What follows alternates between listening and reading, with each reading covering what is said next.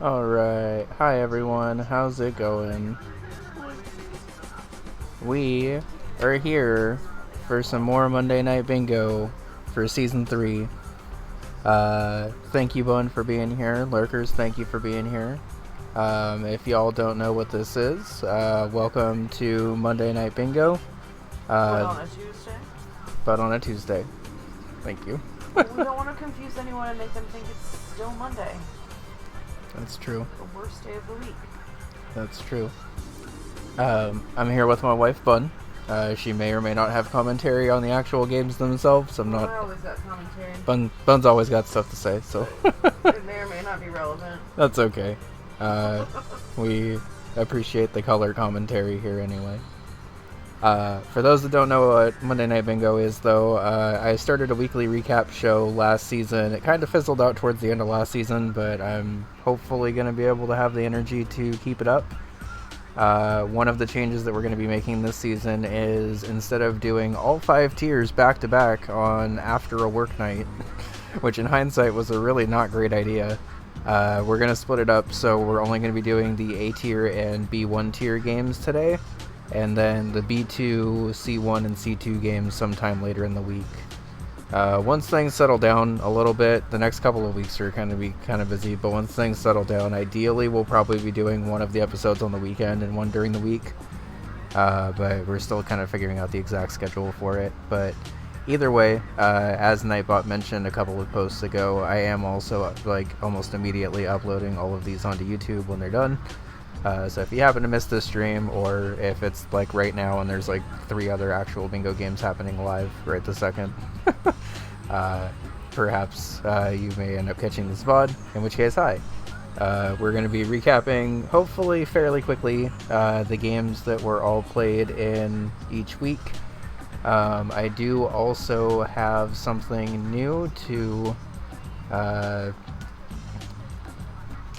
Season 2 analysis, and I guess I should probably pull it up on the screen so it's over here.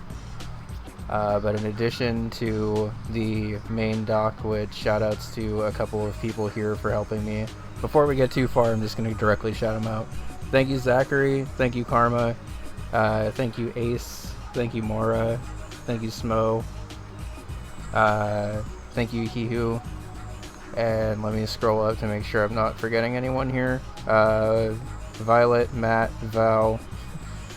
I'm just literally shouting out everyone that's helped so far. Aha, Eden, Toots, and Winterbit. I believe that's everyone. And also Nixel. That's everyone. Okay. Thank you everyone very much.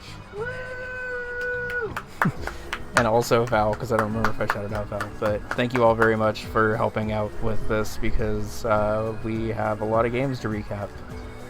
One of the changes that went into effect for Season 3 is A tier is playing 2 games back-to-back each week instead of just one.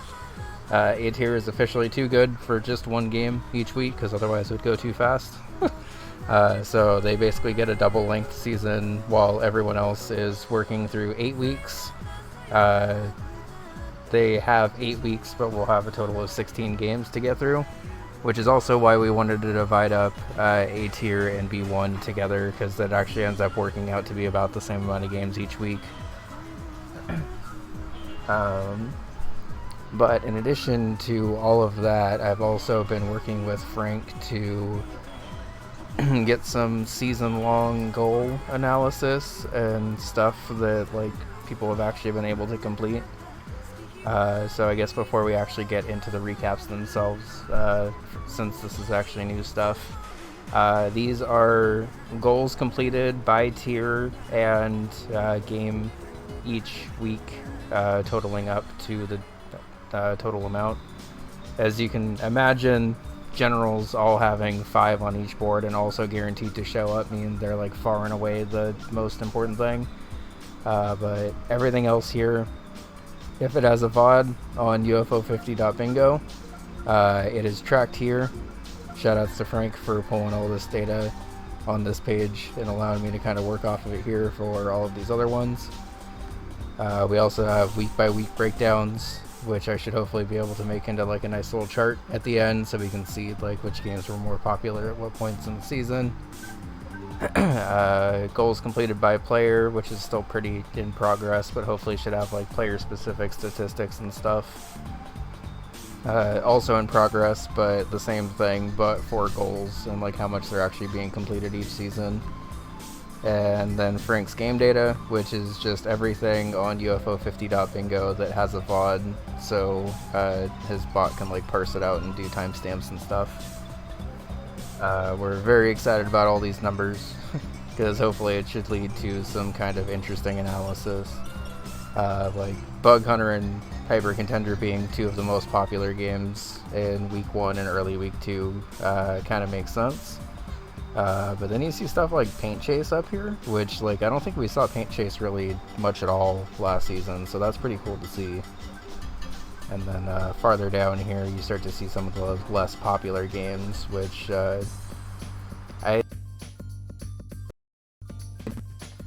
am surprised to see Avianos only have a total of 2 goals logged as completed so far.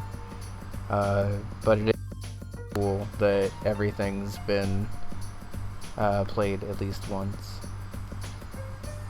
Okay, so hi Zachary, how's it going? I thanked you before you got here, but thank you for all of your help with everything. It is very much appreciated.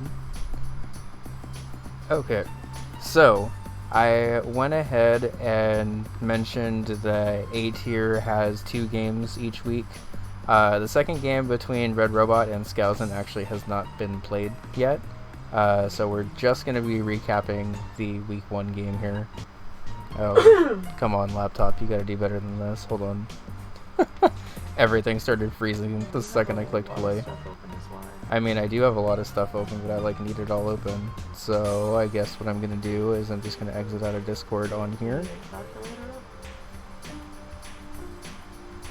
Wait, I actually can't exit out of Discord on here, so I'll exit out of Steam because I'm not actually playing UFO 50 right now. Windows says it needs to update. That's a fatal flaw with how much I have to do tonight on this. Because obviously Windows is going to run 20% crappier when it thinks it needs to update.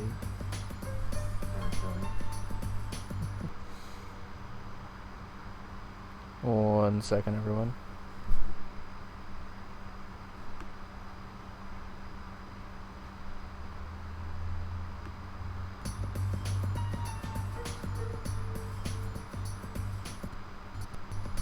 Well, that's good, because I wanted to exit Steam anyway.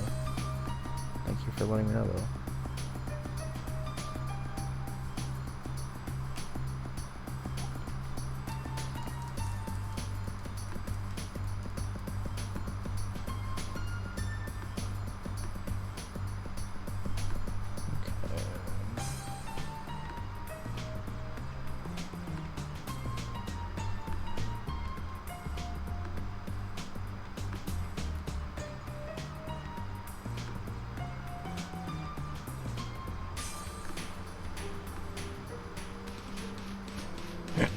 Okay, that should be better.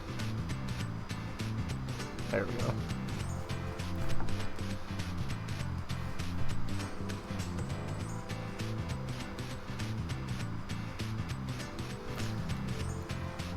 Okay, so Red Robot versus Skousen was, as you can imagine, a pretty fast-paced game between 2 top A-tier players. Right away, looking at the board, we had a Magic Garden and Mooncat double synergy. Could have been some pretty intense head-to-head races here, but instead both players just kind of accidentally and I guess fortuitously went into their own things to grab stuff. By the way, shoutouts to being able to watch stuff on YouTube at 4x speed. Apparently that's a premium thing, but it is very helpful for both reviewing games and also kind of highlighting them here. We don't have clips for every game, so especially for the games that we don't have clips for, I figure we can kind of just try to watch over most of the game while we're talking through stuff. Also, especially for the A-tier games, you'll notice this happened a lot last season, but A-tier is obviously really good and working off goals really, really quickly. And sometimes highlights of A-tier games just end up being, let's just watch all of the A-tier game together. Which I'm totally fine with, but I noticed when I was reviewing some of my recaps from last season that a lot of the times we kind of just sit and awe at how good A-tier players really are. Yeah, as you can imagine, with both players kind of doing their own thing here, they're both unimpeded to be able to get both of their goals. Skousen's able to finish hers slightly earlier just because using 3 warps in Mooncat and exiting 2 different water rooms are pretty quick, at least in comparison to the new Magic Garden Very Hard, which is win with a score of 50,000 points. But Red Robot's obviously able to pull that off too. One thing that is pretty noteworthy about this match, and you'll kind of notice it as we start to skip around a bit, both players don't really end up like going head to head in very much in this game, but they do both do a very good job of grabbing quick spaces that also synergize well with what they're trying to go for, that also block what their opponent's doing.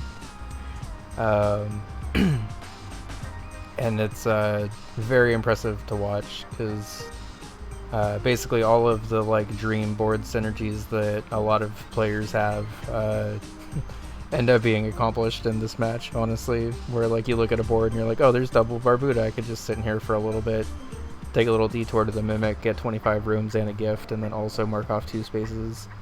But like sometimes actually doing that is a little more difficult.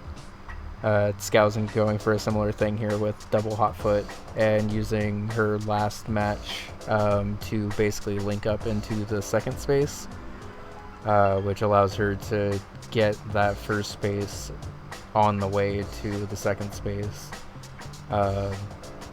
Keeping in mind the score is already 3-3 and 12 minutes of this game have passed by in real time.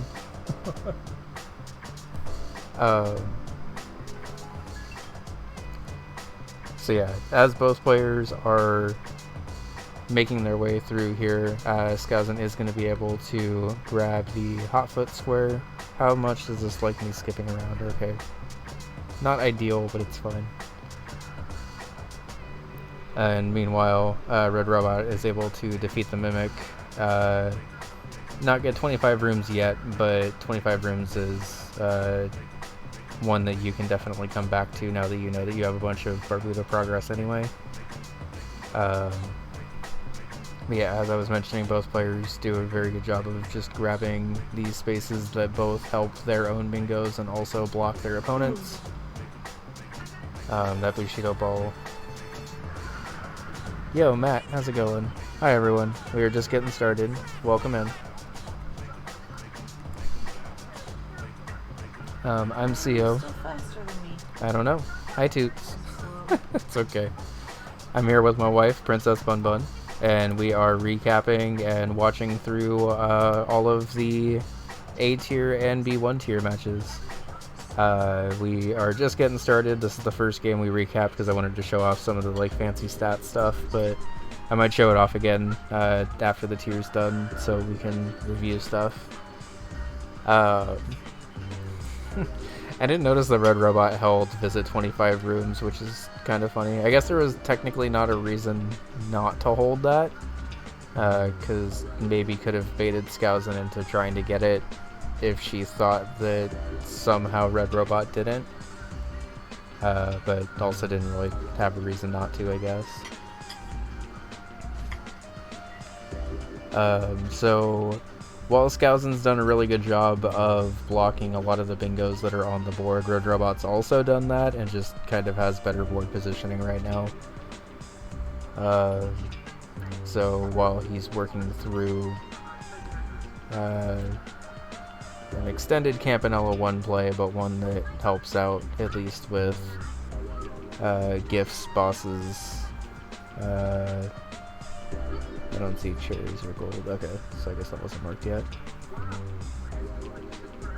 Oh, wait, cherry. Okay. So let's fast forward a little bit to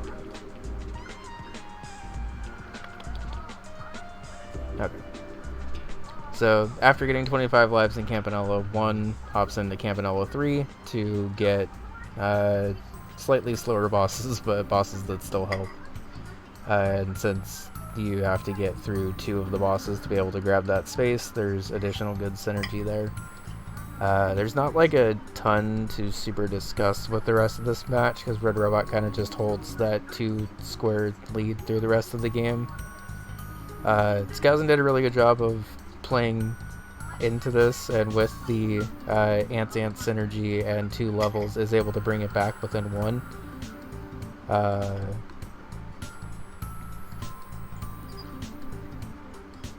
But Red Robot's then able to just pull away a little bit at a time. And we do get to see most of the spaces on this board marked off. We don't actually see a Quibble Race Cherry Disc in this board, but spoilers, that space came up like quite a lot this week, I noticed, so we do get to see it in some other games. But yeah, after the early really good synergies kind of forced both of them to play like cat and mouse almost on the board, Red Robot was able to kind of just use that to get a couple of quicker squares along the way and eventually pull out to a 13-10 win. And as we mentioned before, most A-tier games have 2 games, so every other game you're going to see on this list has like a back-to-back basically. But Red Robot and Skousen haven't scheduled their second one yet, so the Quibble Race Very Hard is here and is making its presence known for sure. Okay. So, let me...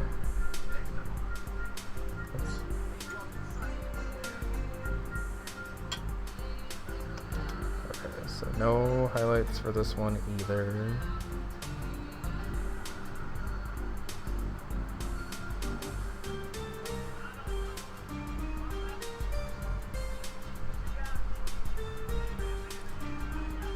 Okay, cool.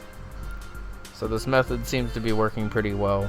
Major shoutouts once again to everyone who helped me take notes on games this week. For those that don't know, we have a Monday Night Bingo thread in the Bingo chat where if you happen to watch games and stuff and want to kind of be a part of these recaps, I guess, we are looking for people to help out with just like watching the games and kind of noting down when cool stuff happens. It allows me to be a little bit more focused in these reviews, most of which I'm also trying to help share with people though. That's true. Slam is here, and Slam did also have some fun Quibble Race stuff. At least one of his games. I forget if it was in both, but...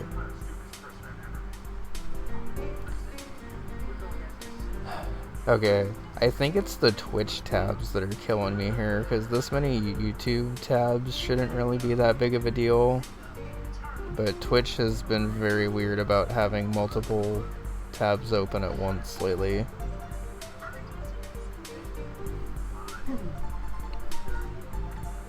Okay, so headlining Matt versus Morikonda, 2 very, very skilled players. With honestly 2 pretty similar skill sets from what I've noticed.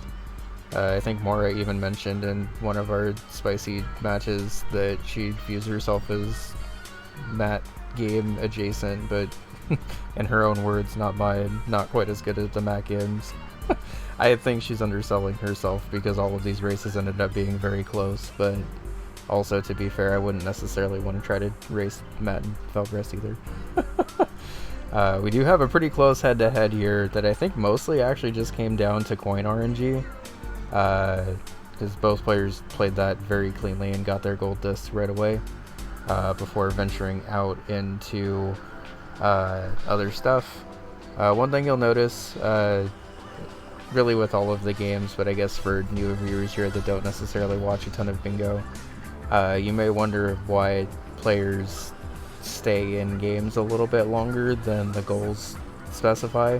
because like both Matt and Mora could have theoretically put out a Volgrus before the 50 coin, or right after the 50 coins were reached. But because each board has 5 general goals, and a lot of the times these general goals require beating the game in some capacity or getting the gift in some capacity, you'll kind of have to weigh the decision mid-game, but most of the time it's worth it to stick in and just get that extra synergy for generals and stuff. Which is what happens here as both Matt and Mora kind of stick into games for a little bit longer to just get synergy while also getting other spaces on the board.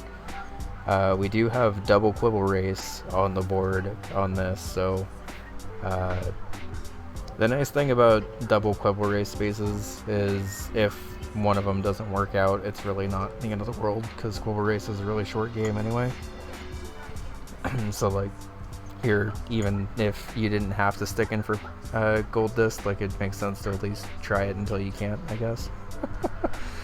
And meanwhile, during that time, Mora was able to go into Waldorf, Chariot, and then also go into a Quibble Race of her own.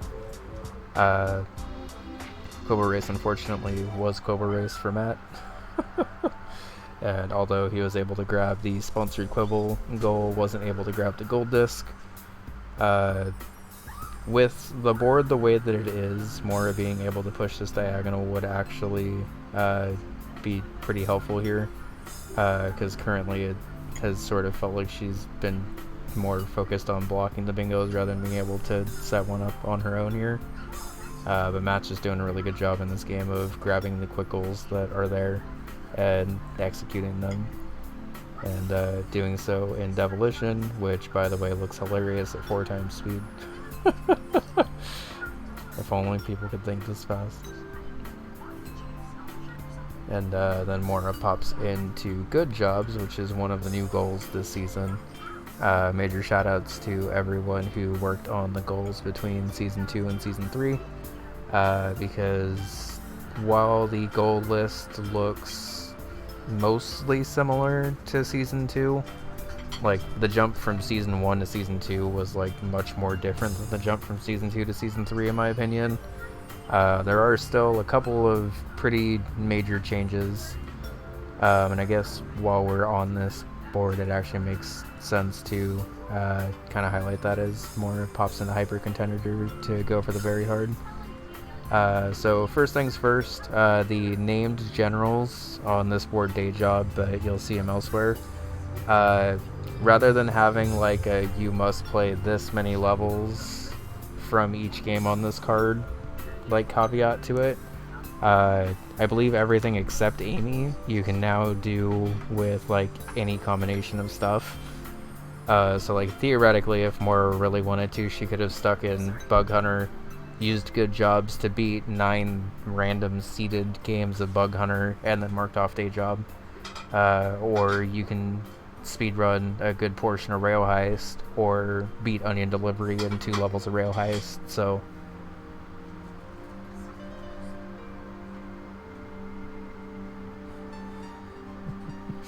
I wish I was that fast. So I was full disclosure, when I'm scouting games, at least today when I was scouting games, I was basically just watching them at 4x and kind of jotting down notes. Are you okay? Yes, but everything is sticking out everywhere.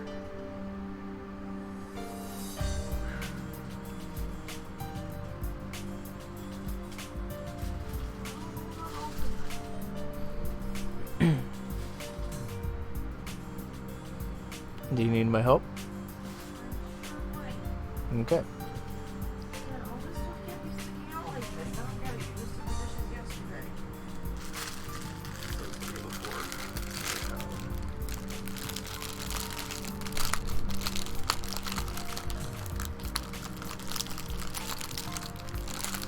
There are a lot of very fast squares on this board, by the way. When I mentioned the Rail Heist thing, I didn't even see the double synergy, but I don't know how to get this up there. Is it like blue? Just for like decoration? Yeah, maybe just cut this. Because it's like glued on right there. I don't know if you're actually supposed to be able to. Scissors?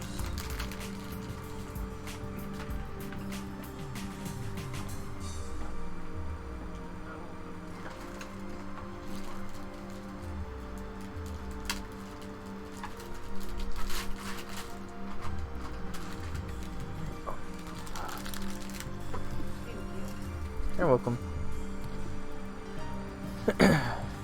So Mora also spots the synergy here with Rail Heist. I kind of talked over that stuff. But look how fast Warp Tank is in 4X, yo. Warp Tank's pretty fast anyway. Just throwing it out there as someone who's learned Warp Tank. I'm not like amazing at it, but I do know my way around Warp Tank now at least. I'm more familiar with the Cherry route at this point though, so I actually need to kind of remind myself of the Gold Disc route stuff. But as I was mentioning before, with that Rail Heist synergy and a potential of up to 7 different Rail Heist squares on the board here, you could, on this board for instance, beat Vengeance in Final Score, beat the first 3 levels of Rail Heist, mark off both those squares, and then just keep going with Lazy Cops on whatever levels you felt comfortable with. Or you could use Good Jobs, and there's just like a lot more inner board synergy for how you want to approach those goals, which I think is also helping show why so many general goals are getting marked off so quickly in a lot of games. We'll revisit the stats and stuff again in between.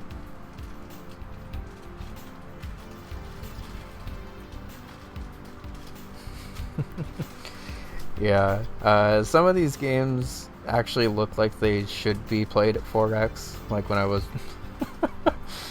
like killing Gwyn in Cyberells, for instance.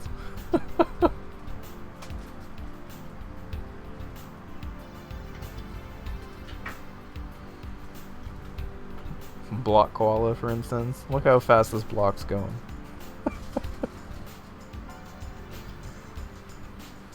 Okay, anyway, back to the game. It's tied 6-6, and there's actually a pretty aggressive push for that diagonal I highlighted earlier, as well as a slightly less aggressive but still possible row 2 push. As we get a pause here, let's just go ahead and skip over the pause.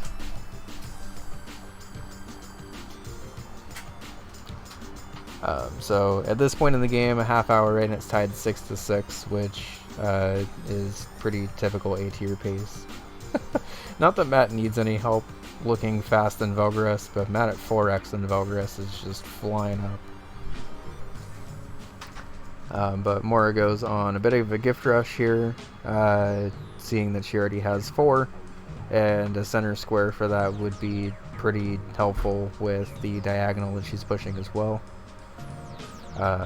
Unfortunately for Mora, she is a bit behind on the gift rush here, with Matt having 7 and then just being able to play 2 levels of Onion Delivery for the 8th, which I believe blocks every bingo that she has available.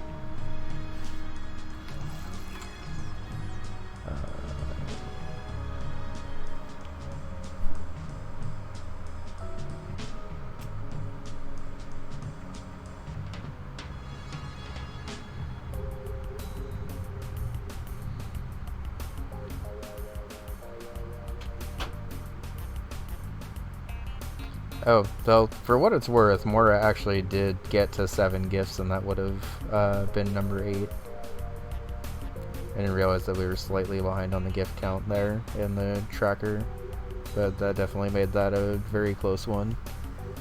And then to get Vengeance on the Quibble Race Gold Disc,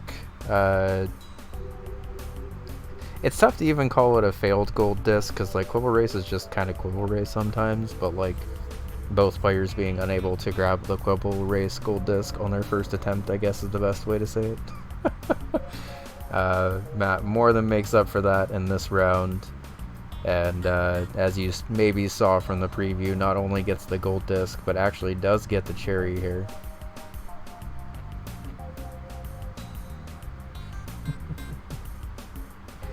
Also, chat, let me know if the 4X is too much. I just think it's probably better, at least for us, like kind of casually talking over the games, if like there's constantly stuff moving.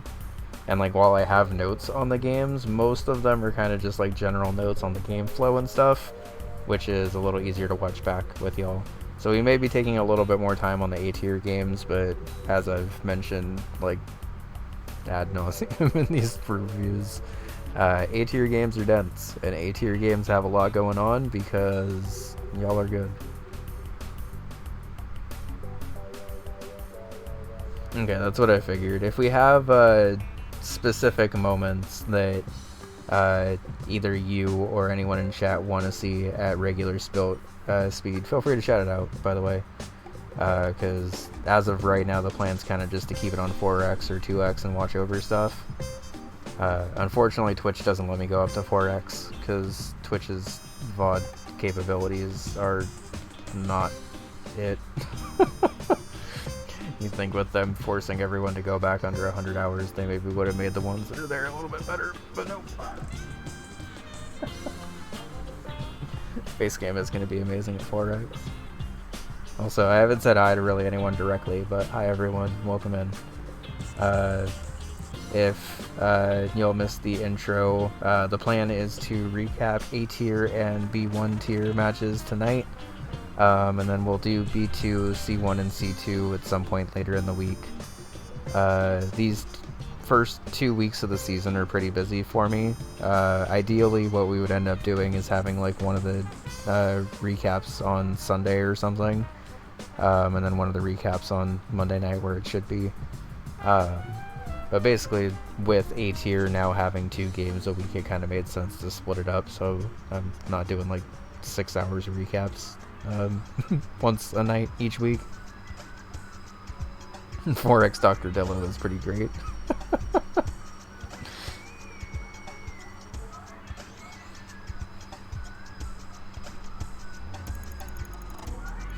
Gwen at 4x kind of just looks like a really hard adventure game. Oh god, Robopoke's fist coming in at 4 times speed. Micromanagement at its finest. Oh, also, we are not on this board anymore. We are on this one. And we are not on this game anymore. We are on this one.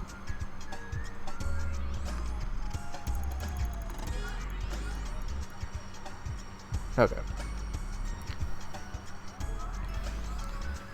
So while we were kind of talking over those recaps, Matt managed to pull together a pretty nice string of general goals to hop up 11 to 8. And at this point in the game, Mora doesn't need like every single square on the board. Well, now she does.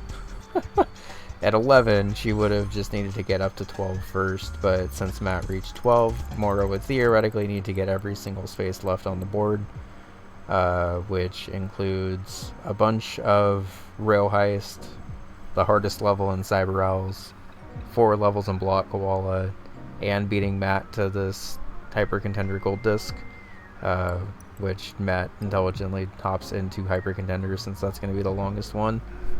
And then is able to kind of just ride out the rest of this game. Does eventually get the gold disc and gets to win 13 to 9. Mora did pick up one of those extra goals, but unfortunately wasn't able to blast through the rest. So that was a very good game 1. Both players played very well that game. I think that gift rush was, at least in my opinion, the deciding factor in that, because up until then it was pretty back and forth on who would actually have the alignment for stuff. And like, I guess it ultimately didn't really matter because Matt ended up getting the Quibble Race Gold Disc anyway, but speaking from experience, racing in Quibble Race with actual pressure on the line is pretty terrifying, so... Alright, so gonna hop forward to game 2 here. Very, very fast center square of get Rufus to level 2 and feed him a dog treat. But starting off immediately, we instead get the Bug Hunter head-to-head.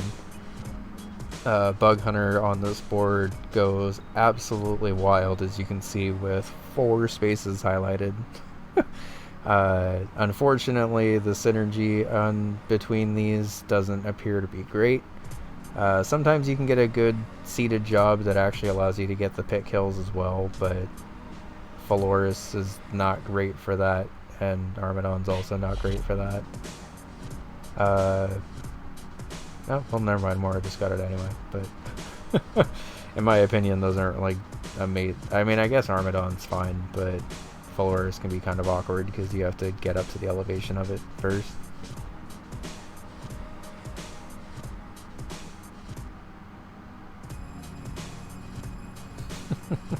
I did notice the Polaris pit push, which is what threw me off. I thought honestly at 4X that you were just understandably quitting out of that one, but proving me wrong in the commentary, even though I have game recap info. I guess I should actually probably click on the game. Once again, major shoutouts to everyone who did write-ups, because this is very, very helpful. Okay, so while both players are working on general goals here, I'm going to skip forward just a minute.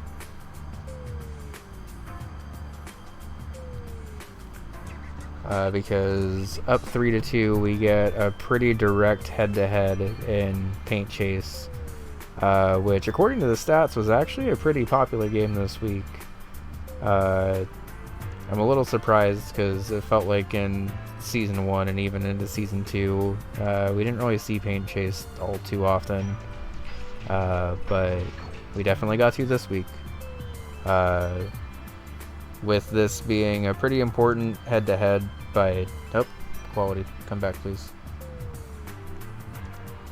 It was a pretty important head-to-head by both players there, as Matt marking that obviously means that he's pushing the top row bingo pretty aggressively.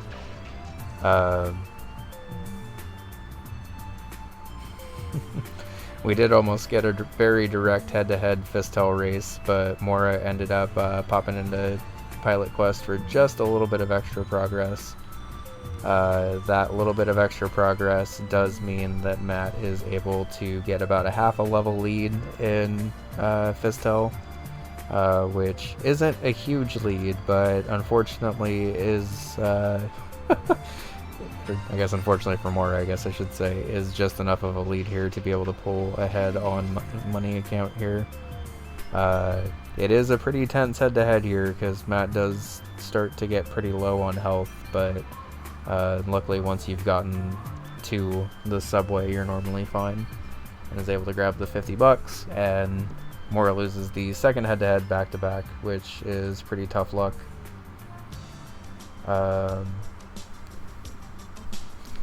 Oh, look at the Yumi's and Valve race.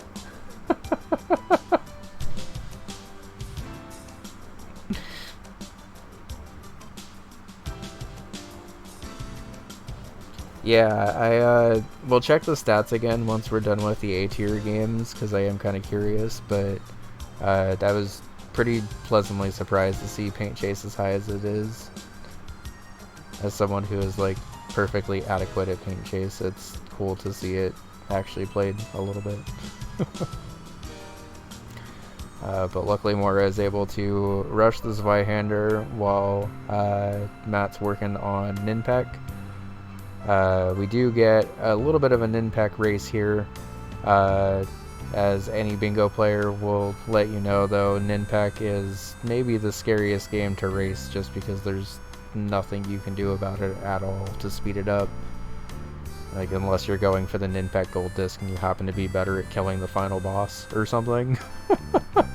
But, like, there's just not very much you can really do to speed up. So shoutouts to Doofus. We get another head-to-head. Just got to get Rufus to level 2 and feed him a dog treat. A surprisingly fast square in general, but especially for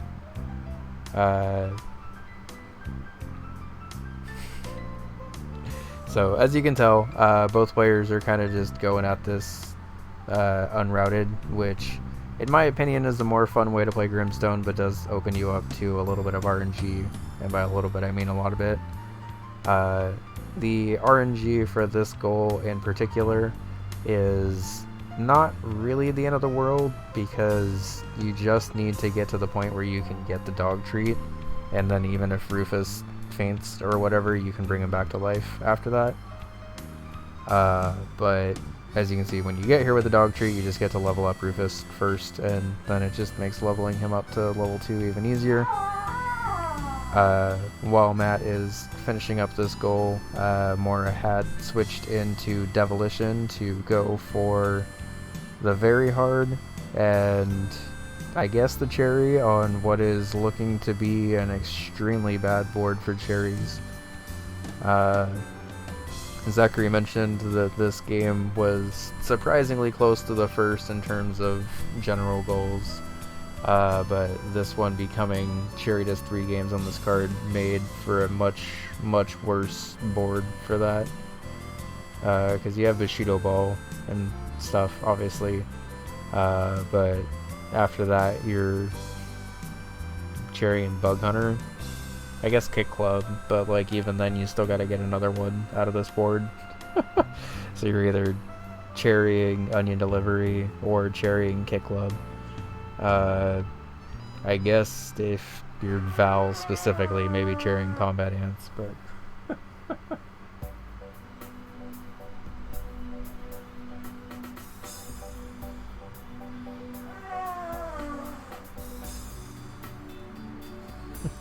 yeah, Hugh, I watched that match earlier and it was absolutely fucking ridiculous. We're not recapping that game tonight, but major shoutouts to Hanada for the paint chase cherry in a bingo match. That was actually like relevant and important. Because I didn't think that would happen, and then it did. So as we are getting farther into Devolition, we are looking to be on pace here for clearing round 8. This is a pretty important square in terms of board presence because it blocks both the column 5 and row 3 bingos from happening. But as you can imagine, getting 8 levels into Devolition is somewhat time consuming.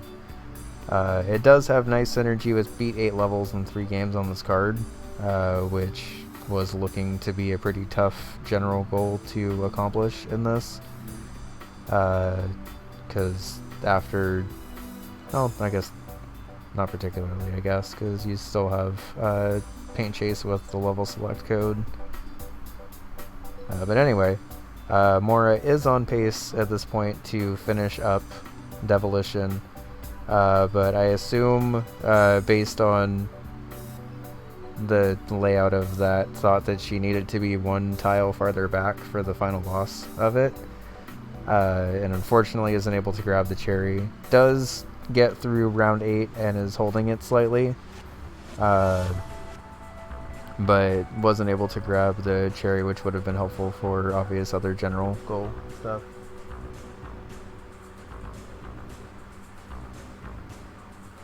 Yeah, Golfaria Gold Disc seems pretty helpful. I needed to sit down and learn all the new Golfaria goals, because like I knew Season 2 Golfaria, and then I never actually got to use it, and then Season 3 Golfaria rolled around and is much harder, and I also forgot the original stuff anyway, so.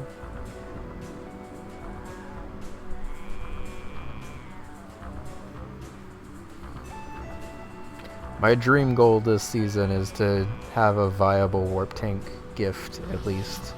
I don't know if a gold disc or cherry disc would be helpful. I think depending on the board, cherry is actually probably more viable than gold. Because a lot of the time on the board, if a gold disc pops up, there's normally something better to do than a Warp Tank gold disc. But like with a really shitty board and with like really good Warp Tank synergy, I could almost see a Warp Tank cherry happen.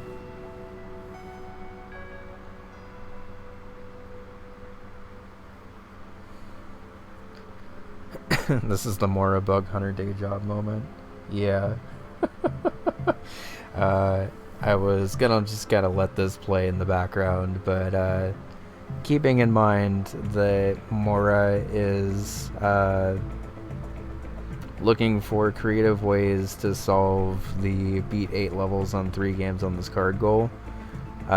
She has already gotten through Devolition round 8. And with the synergy of Bug Hunter Gold Disc and Day Job on the card, is going to proceed to just absolutely blast out more Bug Hunter than I think we've ever seen from anyone in League play. I think the previous PB was Bug Hunter Cherry last season. And even though this is at 4x, I'm just going to go ahead and skip a little bit farther ahead. We do come back here. I forgot it happened a couple times throughout the match. We do come back here for the Cherry. So we do see the Bug Hunter Cherry. So shoutouts to Mora for that, because I think Arank was the only other person to pull that off in Season 2.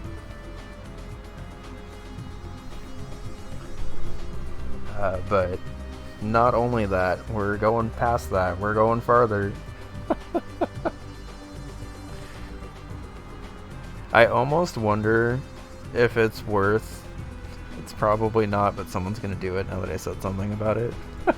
I almost wonder if it's worth trying to find good jobs that are like easy jobs for bingo, in case you get a situation like this where you need to beat a bunch of levels in Bug Hunter fast. It's like, obviously wouldn't count for the Cherry, but if you really needed Bug Hunter for beat 8 levels like Mora did for this round. But not to be outdone, Matt also wants some Bug Hunter progress. Day Job is still on the board here, and while Mora is pretty close to wrapping it up, she still does need 1 level of Rail Highest, 1 day of Onion Delivery, or 1 more job in Bug Hunter to go. During all of this progress, by the way, I guess I haven't even really mentioned it, but Matt's just kind of continued working his way around the board and grabbing quick goals while still forcing a bit of aggressive play here. Mora is, for what it's worth, about to potentially get a double mark here whenever she marks off Devolution and Day Job. So even though the score is technically 9-5, it's actually more like 9-7, with Mora finishing up with 1 day there. And then going back into Bug Hunter for the Job 8, the natural Job 8 clear. Which is absolutely wild.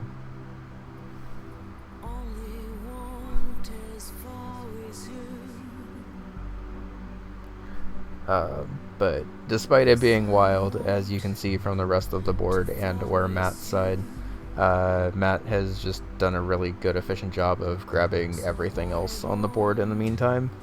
Because while this has been surprisingly good synergy for Mora, especially since it actually ends up working out for her and she is able to complete this job on the final.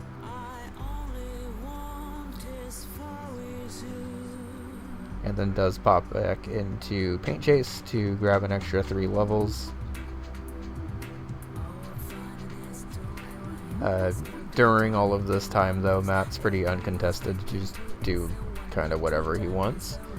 So he's been doing whatever he wants and marking off all of the other spaces on the board. We do get a little bit of a block koala race here, which is pretty interesting because there's not 1 but 2 worm 1, 2, 3, 4 squares on the board. So theoretically, if players were exceptionally comfortable in the block koala Cherry, which I think is unironically actually becoming a helpful run to learn, even if you don't know, like even if you can't actually execute the Cherry itself in the game, just being able to do all of these levels really quickly is looking like it's going to be a pretty big advantage this season. Because Block Koala, I think, is the game that changed the most between seasons. You may notice that if you see this worm 1, 2, 3, 4 space on another board, that it may have different level numbers next. And that's because it's tokenized now, so it'll just pull, like, from specific sets, I guess, but it'll pull random numbers from there and make it so you're not just playing the same 2 or 3 block koala levels over and over again, but like actually need familiarity with the game.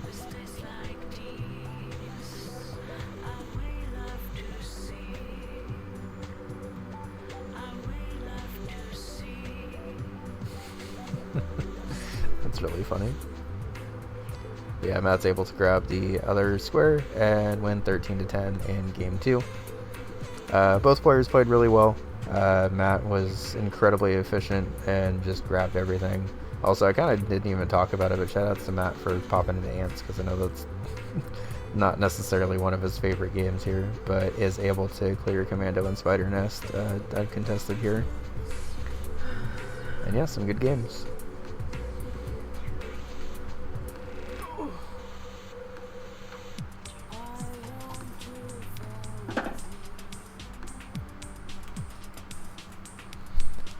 Alright.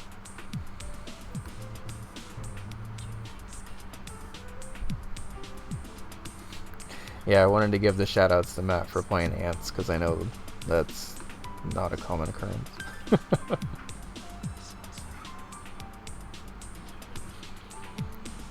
It's a bit odd that they make me turn it all the way up to 4x for each VOD, but that's fine.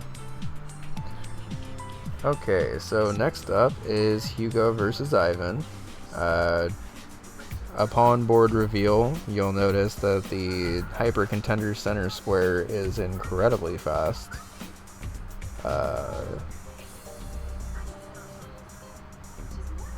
And because of that, understandably so, we are going to see a head-to-head Hugo versus Ivan Hyper Contender draft race. You are able to go through this and either get the center square or use pass roll to beat tournament mode. But you can tell based on the way characters are spawning in that they're both going for the draft mode stuff. Both players are unable to get it on their first attempt though.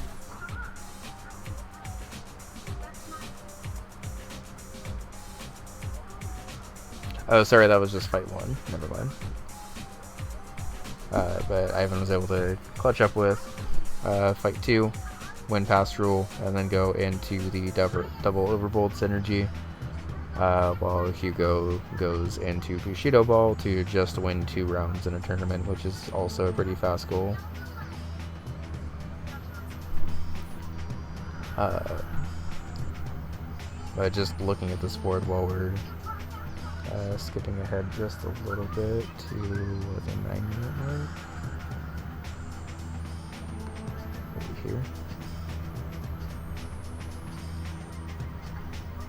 So head-to-head Night Manor hiding minigame race, which you don't get to see very often. Ivan was able to grab both the overbold squares, while Hugo's just been working on fast squares in the meantime. But because of that race, was able to tie it up 3-3. Basically every bingo that's been worked for by either player is either blocked or like one space of a bingo at this point. And I guess something worth mentioning, we'll rewind just a sec back to the hiding minigame.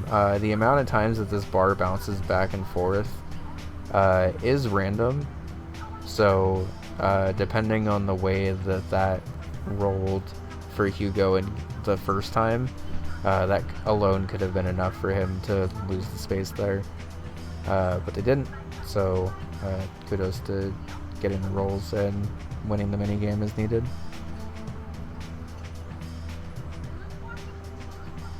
Gilroy kicked ass, yeah, and I was watching it on 4X, but Gilroy can either be like a very chill opponent or just isn't.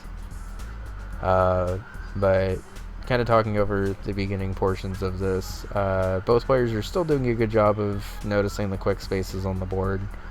It doesn't look like either are like directly pushing for bingos or anything, but with the amount of quick spaces on the board and the fact that only 16 minutes have passed in real time, 17 have passed I guess, and 8 spaces have been marked off, again shows the A tier level of play where it's just everything all efficient all the time.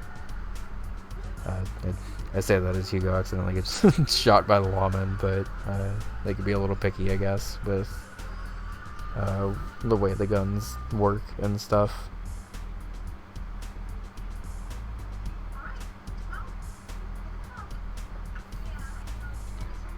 During this time, Ivan is working through completing a job of Bug Hunter. It's a little close here, but is able to... Oh, no. I was going to say is able to clutch it up, but it doesn't look like that was the run. So understandable quit out there. I think theoretically could have grabbed it on that one run with Flores, but just ran out of energy before being able to do the final stretch. And at this point, you do have to be pretty aware of Hugo's threats if you're Ivan and start to block those efficiently as you can. There is some... I guess there's not really any synergy between the two Barbuda goals because you're not actually filling up item slots. But there are two Barbuda squares on the board, so you could just do one and then quickly do the other. Because one of them's pretty fast, and then one of them synergizes well with a gold disc, which there are a couple of good gold disc games on this card. Is this a gold card? Yes, it is. Okay.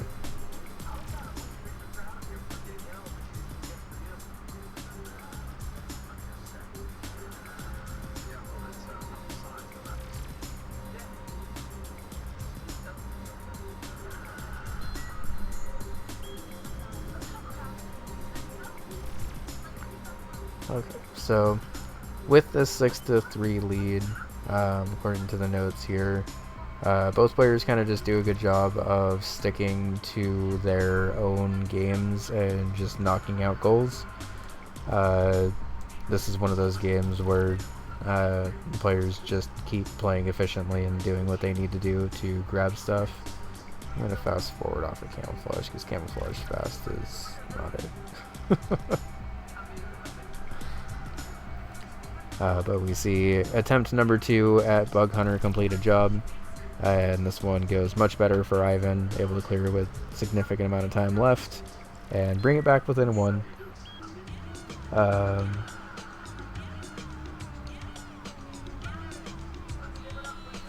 So at this point in the game, the only bingo threat that's left for Ivan is the bottom to top diagonal bingo.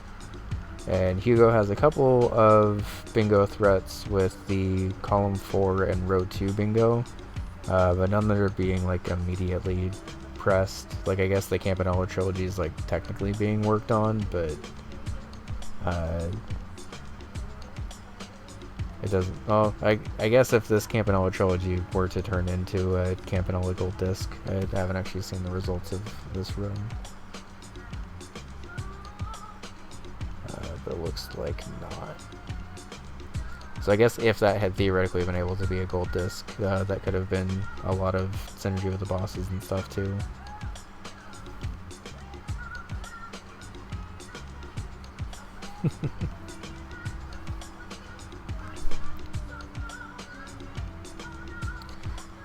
Yeah, Rail Heist is just kind of a silly game, and even when things go the way that they should be going, they don't always go that way.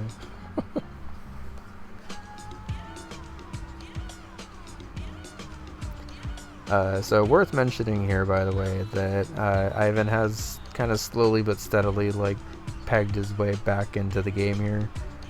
We do also see a Lamia kill and Rakshasa stage 1 boss clearing out the bosses on this card. At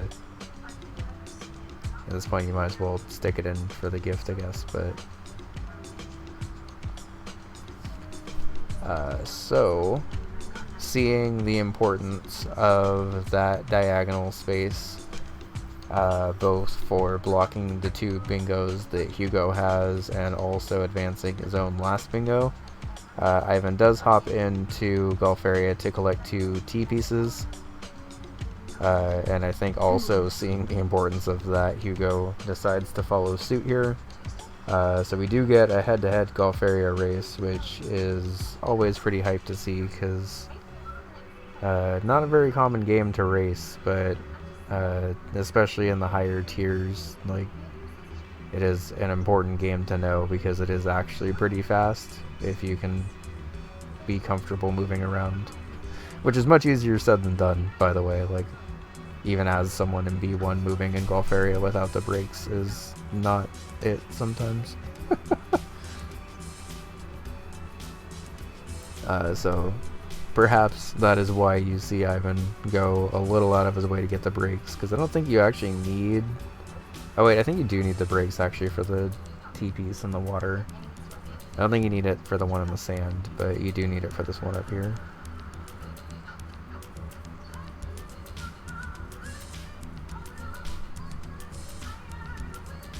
My ass was just going for Blockbuster. I'm sorry, Hugo, that's, equip is now called the Ballbuster, I've heard. So, Holy T-piece number 1, line up the diagonal on the water. Holy T-piece number 2 is just over here in the sand. Surprisingly, very close, honestly. I imagine that it's collect 2 T-pieces, because just collecting this 1 T-piece would not really be much of a challenge most of the time. You still are pretty limited on strokes here, as you saw with Ivan, but as Hugo mentioned in chat, they were just going for the gift there. But we do see a pretty aggressive push here, where Ivan knows that Hugo has been in something else and is going to be able to make a little bit of levels progress here. This is a hard board for 8 levels, but not like an unmanageable board for 8 levels, because the Campanella trilogy is on here.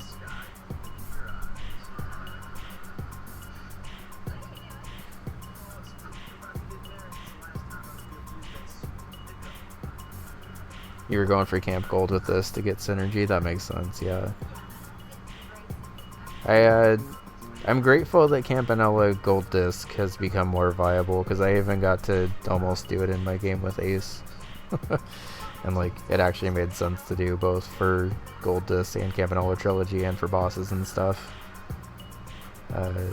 I'm glad that that run is now important to do.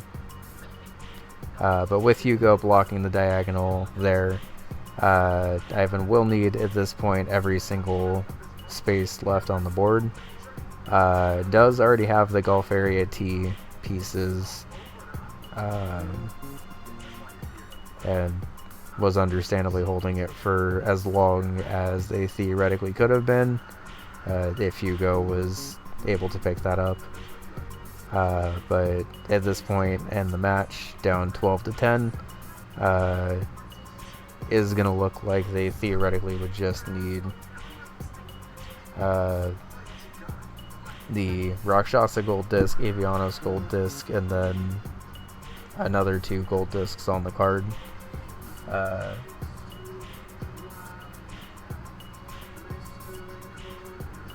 Collect 1 T is a 30-second goal. Yeah, it kind of felt that way. But yeah, given the amount of an uphill climb that Rakshasa Gold and Avianos Gold and the 2 other golds would have been, and given the fact that they had to have another match, Ivan conceded after that diagonal got blocked. Marked off the space, and we hop into game 2.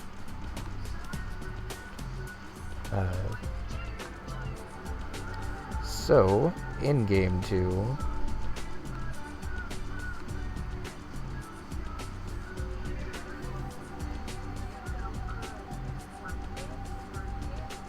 this is the match that has like a bunch of notes because hella shit happened. Okay.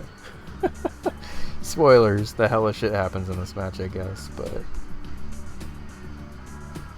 also, if it makes you feel any better, Hugo, the one thing I was focused on in my match was just making sure that I didn't get accidentally bingoed, because I'm so out of practice with it. It was like surprisingly relieving not having to worry about getting bingoed on.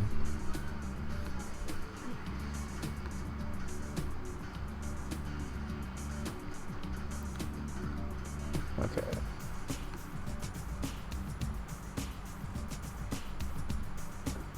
So starting off with this board, we have triple diver synergy, Hugo opting instead for Velgress clear out of shop stock, which can be an incredibly fast goal. Thankfully is for here. Worth mentioning during that first initial play of divers, thank you Karma for pointing this out, Ivan did get the bomb drop necessary, so the rest of those divers goals are in progress. And I've been using a pretty tried and true bingo strategy, like even when you kind of know it's coming, of marking off one of the goals in a game that has progress towards the other ones. Because at this point, if you're Ivan, there's not really much of a reason to immediately finish out the divers goals. First of all, because there's so many quick goals left, but also because at this point Hugo would need to invest whatever time Ivan had already invested into divers, plus more. Sometimes that pays off, sometimes it doesn't. For a game like divers, it's a little bit harder to justify, especially since you're also kind of up against some counter RNG and stuff. For a game like Valbrace, for instance, if you both are in a direct head-to-head, sometimes it's worth it to just kind of go for it anyway, because you can get back there pretty fast. Even for a game like Mini and Max, for instance, like if a person marks off a square in that, you can just kind of do something else in that game normally.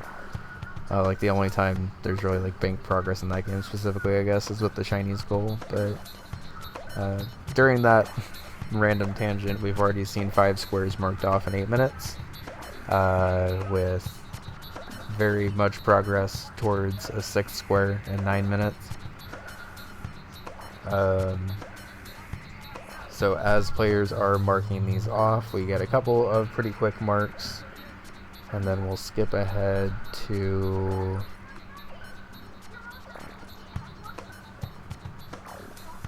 here.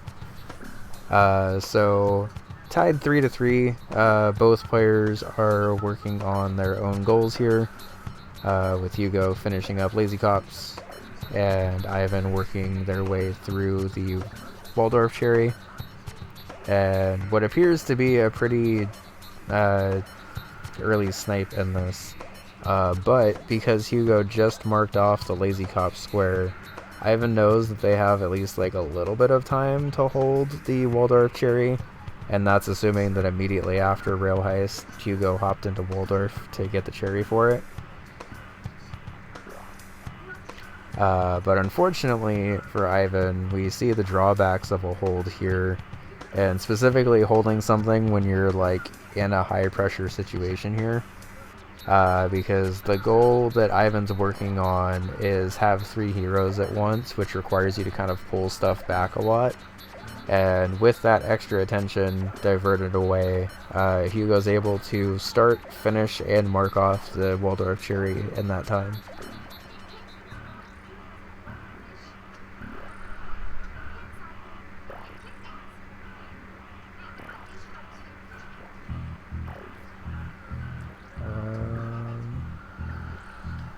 Okay, so the next highlight for this match is about 10 minutes ahead from here.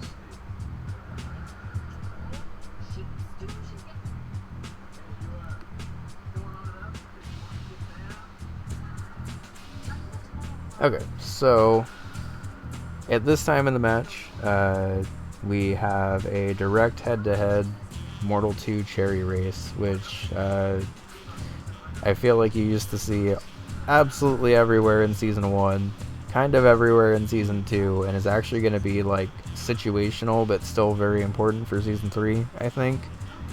For those that don't know, the Mortal 2 cherry is kind of a bingo staple at this point, and is, I don't want to say like a requirement to know for bingo, but it is certainly extremely helpful, because there's a lot of Mortal 2 goals, and the gold and cherry are both pretty reasonable for it.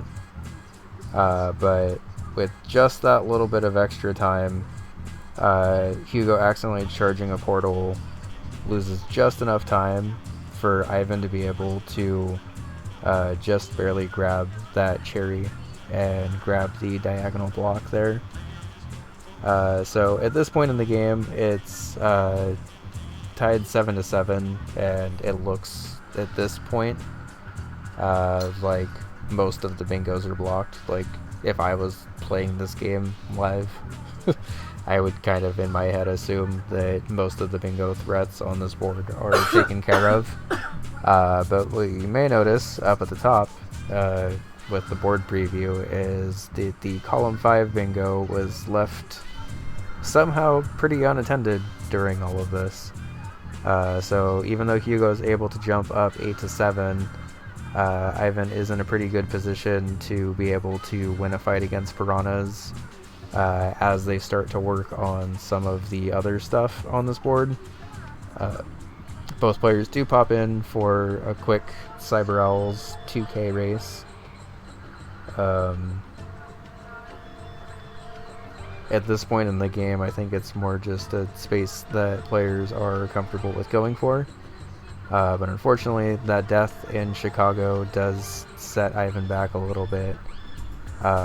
Hugo is, as you can tell by the point score, pretty far ahead here with 1,500 points compared to 300.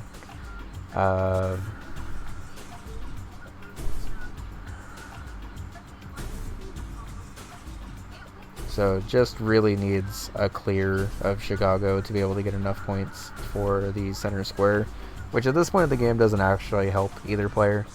The center square is typically either one you rush or one you kind of just like work around for the game.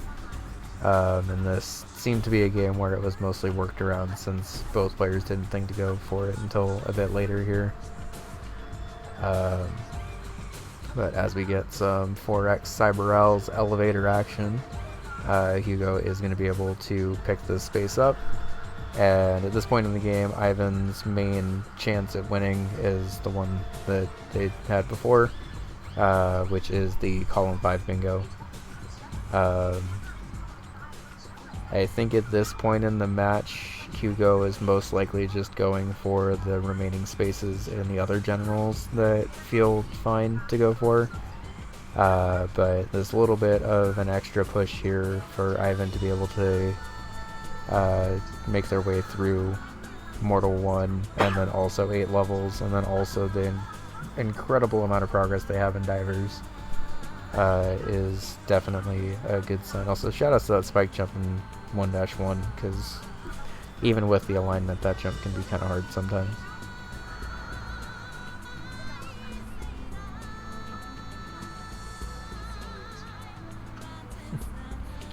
Yeah, and the thing is, I mention this all the time in the recaps, but I'll explicitly mention it here. It's always interesting to me playing a bingo match as opposed to just like commentating over it or even like watching it back after. Because like not being in the heat of a match, it's really easy to be like, okay, Ivan's main win con is obviously the column 5 bingo at this point in the game. But when you're in the game, you're just like, okay, if I just get every other square, it doesn't matter, right? And then you're not noticing until like 10 or 15 minutes later that you can actually go through and grab the rest of these spaces and start to push for that extra bingo.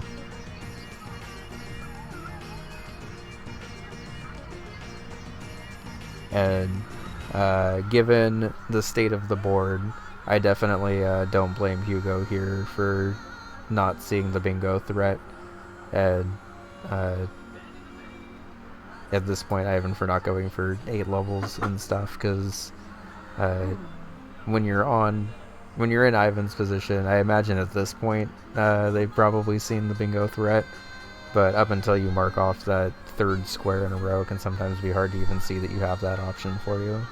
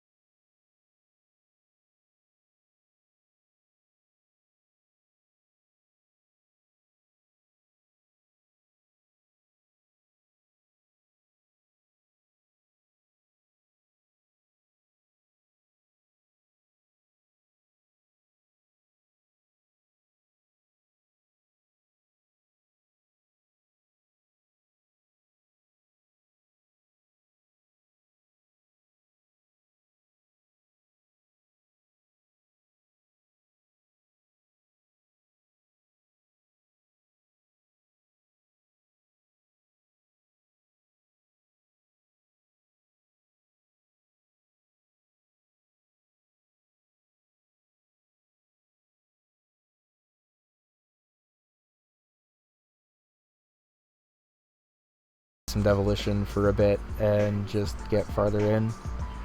As we saw with Mora's game, though, playing Devolution all the way to the finish is sometimes pretty tricky. Definitely doable, but I am glad that there is additional reason and boards this season to play Devolution all the way to a gold disc.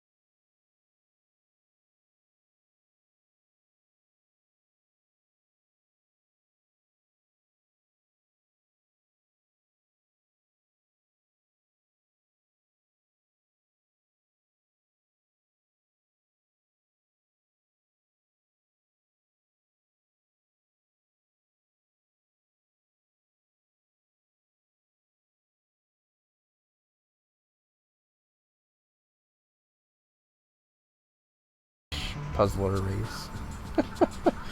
Look at those koalas go. They are pushing those blocks so fast. People might even tolerate this game if the blocks could go this fast.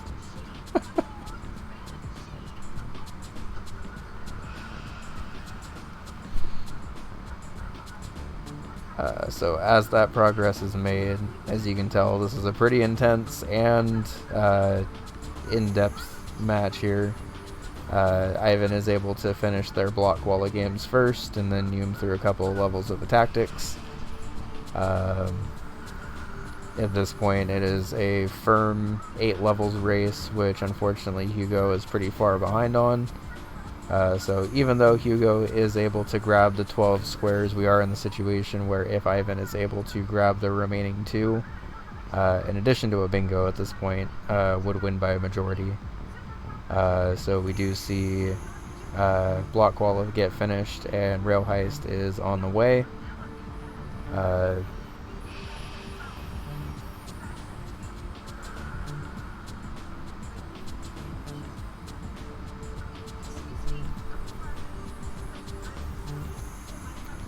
So while Hugo is working on shortened Hyper Contender games, which do count as levels, you can't use this for the cherry, but you can use this for level progress. So at this point it is a head-to-head in shortened Hyper Contender levels versus a tactics.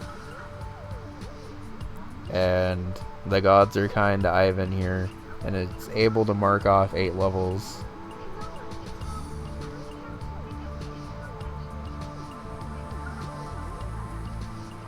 We see Hugo wish the GG there, knowing that they don't have progress in divers. Like, you'd unfortunately have to give it a shot. But at this point, you know Ivan's marked off 2 other squares for divers, and even if they did switch, your hope at this point in the game is that Ivan takes an extra 15 minutes to mark off the square, or that you're able to get the absolute god drop here, get the bomb, and just rush it and hope for the best. I believe you do have to be at least level 3 to be able to kill the piranha, like, fight all the way. If you were killing like just the piranha, I think you can kill it at level 2, but then you can't actually win the rest of the fight after that.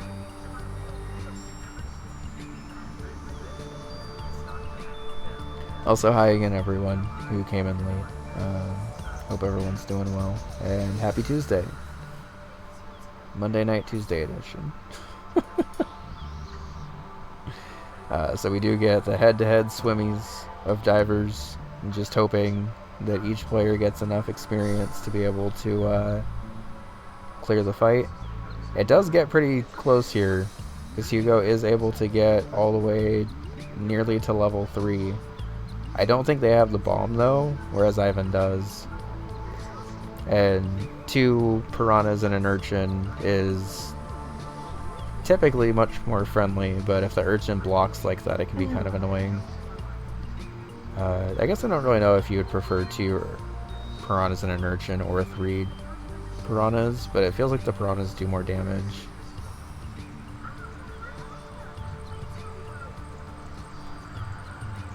But you can see how close this ends up getting with under 9 minutes left to play. Hugo is at level 3, but doesn't have the bomb drop. Or does have the bomb drop, excuse me. I bet Karma must have been stoked to host a head-to-head A-tier divers race.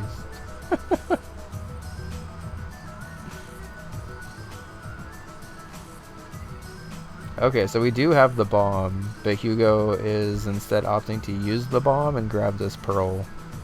But during that time, Ivan does kill the piranhas and urchins, wins the fight, and grabs the bingo. So a really, really good back and forth game. Very well played by both sides. Anytime you get a blackout, it's just a good game on both sides, and I don't blame either player for not really seeing that column 5 bingo, because I probably wouldn't have until it was too late also. Okay. So while I love the amount of depth that we've been able to get in these games, I do need to start going a little bit faster. Alright, no, not tomorrow.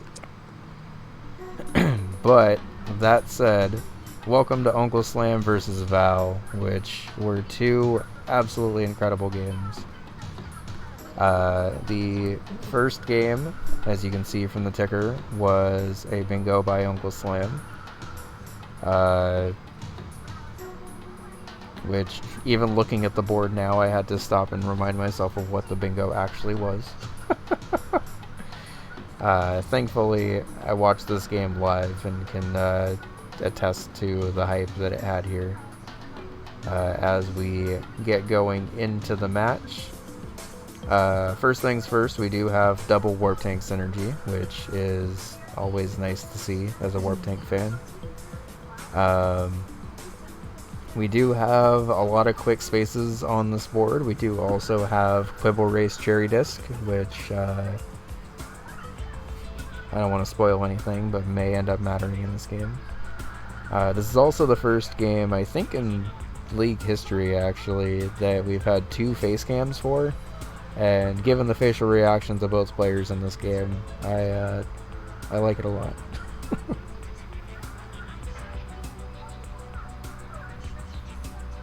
I was gonna pet your leg, but I can't even pet them. Nope.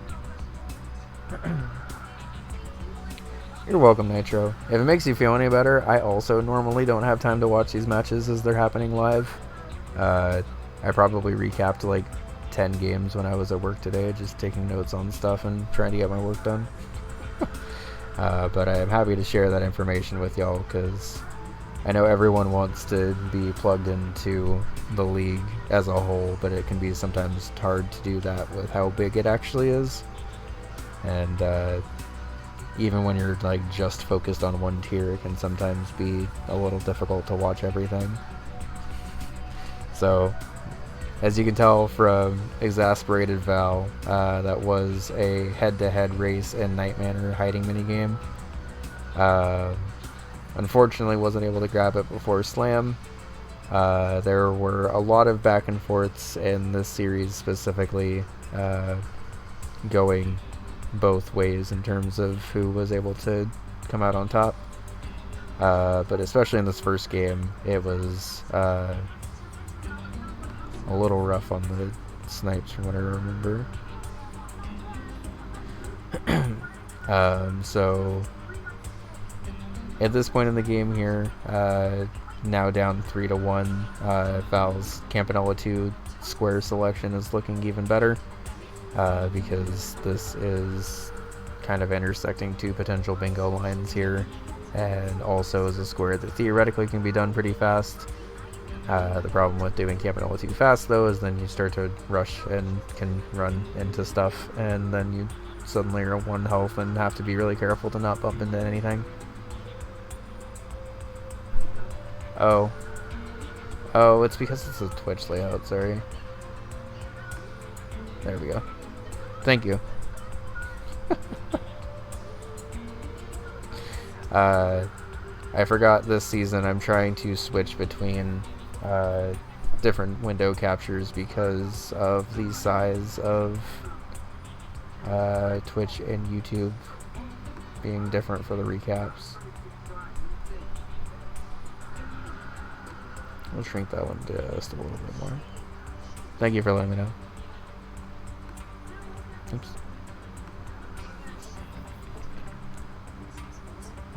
So farther into this game, we are seeing Val still able to make a little bit of progress in Camp 2 and Slam in Camp 1.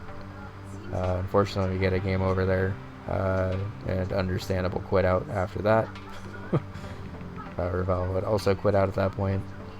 And you can see Val's 4 times speed exasperated cries of please for the love of God don't make me go into Global Race. Oh. Thank you, bud, for the sub to Nightbot. You can see Val begging and pleading to not have to go into Global Race to try to block this impending bingo.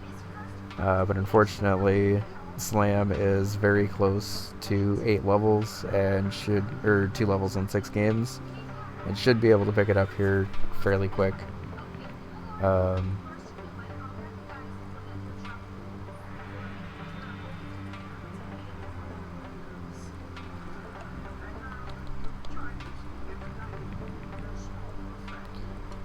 So is this? Oh, this is 1 game away. So this is a pretty close race for what it's worth. Val has 2 levels in 2 games. Slam has 2 levels in 4 games, and is just working on a little bit of a tactics right now. Notably not going for the center square of survival mode, because that's just 1 long level, and instead is just trying to beat a couple of levels quickly. Is the one at the top right the final board? Yes. And then the one... And then this one. Green is like as it's happening? Yeah. Thanks. And then poor Val's face there, as he knows he now has to cherry disc Quibble Race to be able to block this. Oh no. Quibble Race was out for blood this week. Okay, the very sped up Quibble Race reactions are maybe my favorite part of this recap so far. That makes me want to see my reactions sped up.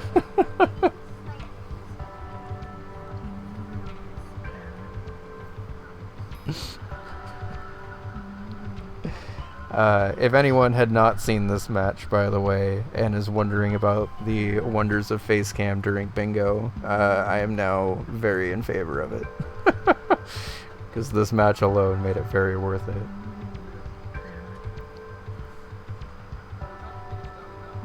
I could have slowed this down, but I'm not going to lie, it's actually kind of funnier. No, it's sped up. great. I'm thoroughly enjoying it. Like I'm watching something on TV, but I'm distracted by watching this. That's good.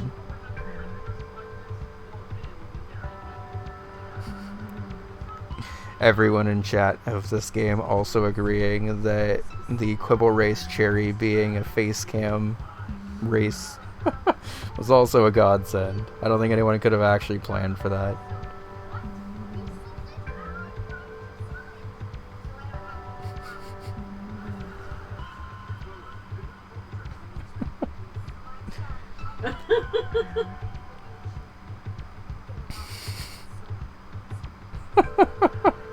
So it didn't work out for Slam, as you can tell, but it did work out for Val. So Val is able to win here with a max bet win from Headzier, who is probably favored in this race, but Princess is pretty right neck and neck. So you're sort of torn between protecting your own Quibble or attacking the others. Opts to protect his own, which is good because both CPUs try to do something to Headzier. Go, Val, go.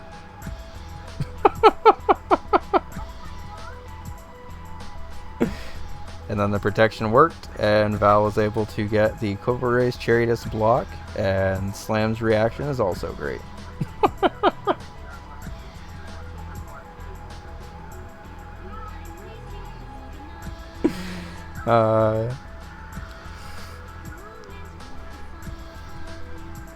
Alright, so if anyone asks why we're watching these matches back as fast as possible, it's because fast-forwarded face cam reactions in matches are apparently Or like everything. peak.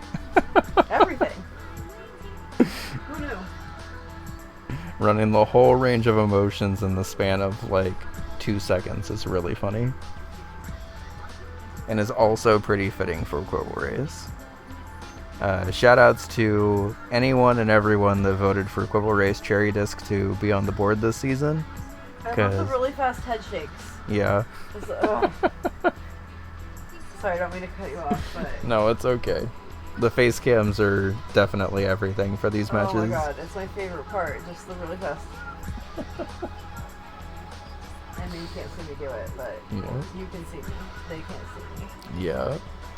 Slam was getting beat up by those flies. The flies in Rakshasa in stage 1 are devastating.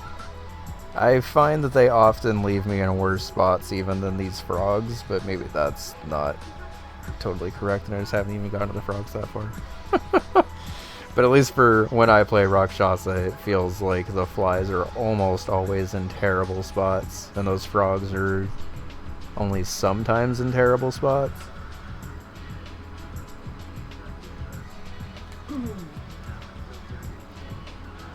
So I guess worth mentioning on the match itself at this point, even though Val is down 7-3 at this point, he's done a really good job of choosing squares that are definitely blocking a lot of the bingo threats that are being gone for. And while most of the fast spaces that are still on this board, or were on this board, are gone now, still is doing a good job of identifying the ones that are at least like consistent and manageable to keep himself in this game, while Slam's doing a good job of almost immediately pivoting from one bingo threat to another to another.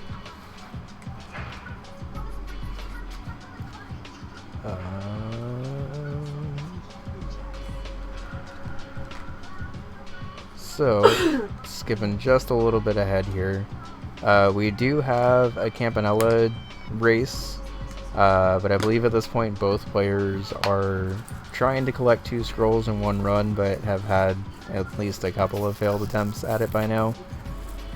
So, while it is a race, both have gone back and forth in terms of like who was technically ahead here.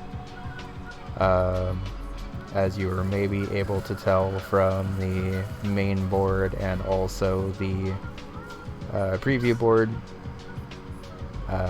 Slam is able to eventually grab these scrolls. I think that realization from Val is that he didn't have the scrolls, but it ultimately was actually probably a good thing for him there. I mean, obviously would have preferred to get the space, but the little bit of extra time in Porgy definitely pays off, because 4 torpedo upgrades can be a pretty quick goal. I believe 4 torpedo upgrades is a new goal for Season 3, but you do have to venture at least a little bit outside of the like typical Porgy route to be able to grab all 4.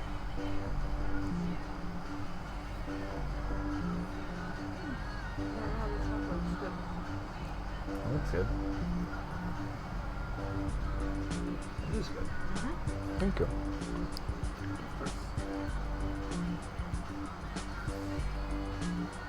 I do love your Kirby collection, Val. It is pretty great. We don't have a Kirby plush.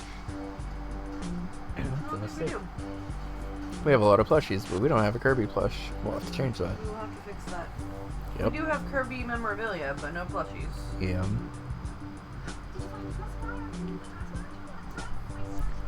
So while the Buster torpedoes themselves don't count as a torpedo upgrade, they do allow you to get a couple of torpedo upgrades up in the upper part up here.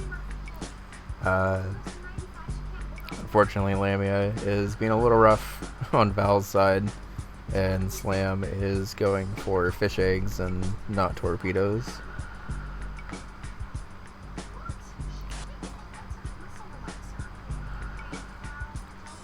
So, as Val alluded to, this is unroaded torpedoes for both of them, and kind of just remembering on the fly where stuff is in Porgy can sometimes be pretty difficult.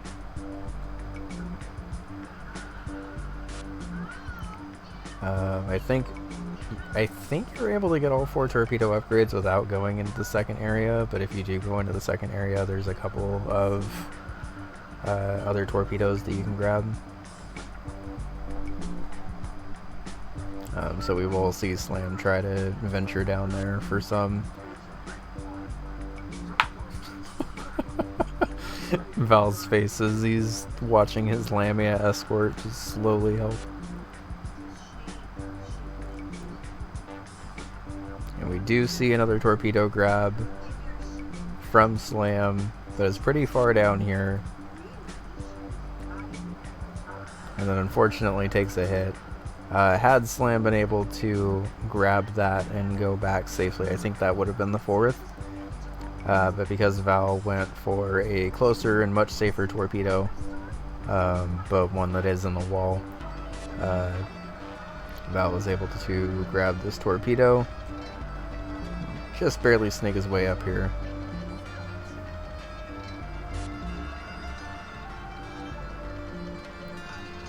And block bingo number 2 of this game.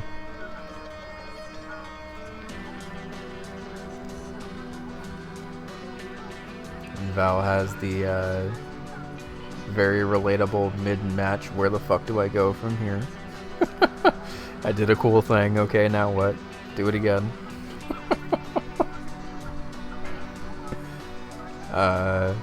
So as Val busting out the companion book, I think this is the first official UFO 50 companion book guide help. Everyone in chat of the match is asking if this is pay to win. I think it's just supporting the community and also getting a benefit out of it. Although, gonna be honest, knowing that it even has the ticket locations alone probably makes it worth it, because I always forget where these things are. And yeah, I'm personally of the opinion that practiced goals are also fun to watch, but a lot of my favorite bingo moments are watching people like figure stuff out quickly on the fly and coming up with like cool creative strats for it that maybe aren't like totally optimal but are still cool to see. Like obviously perfect optimization and stuff is totally fine and interesting to watch too, but there's something special about the unrouted stuff and learning on the fly that I really like. So down 9-6, Val is going to need a couple of snipes here to be able to get back into this game. And as you saw from the board, unfortunately, for Val, Slam is also setting up this pretty aggressive diagonal bingo. As we mentioned in the Hugo game, it's sometimes a little hard to see these diagonals as they're happening. Also, at this rate, this may just end up being an A-tier recap. We may be doing Monday Night Bingo recaps for the rest of our lives. I didn't mean to take this long, but also A-tier is just really hard to recap because everything keeps happening because y'all are good. Everything is good. Yep. I ran into this problem last season, and it's less of a problem this season now that I've decided that I'm just going to be doing like multiple nights of Monday Night Bingo. But like the problem with trying to condense down really... Just do A tier one day, B tier one day, and C tier one day? Honestly, that's not a bad idea. Because they'll be about as long anyway, because A tier's 2. Okay. Rather than trying to split B tier? Yeah, maybe we'll end up doing that because, as y'all can Just try it tell, 1 week and see how it goes. yeah, as y'all can tell with the A tier recap, there's a lot to recap in these games, and it's gonna be pretty similar for B1 and B2. But I think because B1 and B2 only have one game per opponent, we should still be able to get through those ones in one session. But yeah, I think it just makes more sense to space these out a bit more, because shocker, That way you A don't tier have is to feel good. like rushed through them and stuff. Well, and I think the problem that we run into a lot with this is that I like can't rush through this, because like rushing through these games will unfortunately like skip over at least one or two cool things that I wanted to talk about. But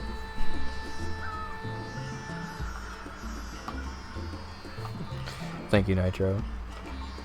I think it makes sense to do a bun set though, and maybe just do A tier, B tier, C tier nights, because that way it'll also be a little bit easier for y'all as viewers to, like, if you wanted to watch your tier specifically, or if you just want to check in on how other tiers are going. Like, we'll just have this more often than not, at least until we can get caught up on stuff, and or find co-hosts or co-casters or whatever.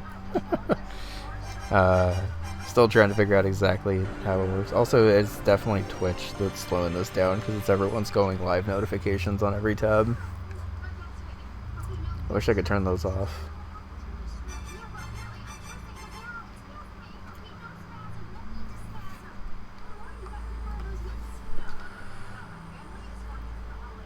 So during this progress here, by the way, I believe Slam already either has gotten a tactics or worked on a tactics and decided that gold discs were a bit more time sensitive. Because if Val is maybe not the biggest tactics fan, it does sort of make sense to potentially push him into that as well. And while Val has been incredible this game at blocking bingo threats, that's still not necessarily a situation you want to be in. But given that, it looks like Slam did hold it and is just using his little bit of time advantage to finish off a final gold disc that is definitely safe, but might take a minute. He knows Val has at least one gold disc in the Quibble Race Cherry, but likely hasn't had time to grind other stuff. And with this bingo threat imminent, just kind of needs to sit in Big Bell Race and take care of stuff.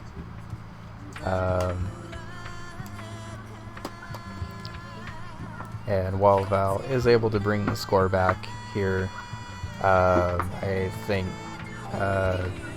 Slam working more directly on the gold threat while Val was working on cleaning up other spaces to get back into the game. Plus, obviously, it being a diagonal, which... Yep. I ate the whole thing Oh. Okay. in the trash. $10 and cake box, that sounds like me. Yeah.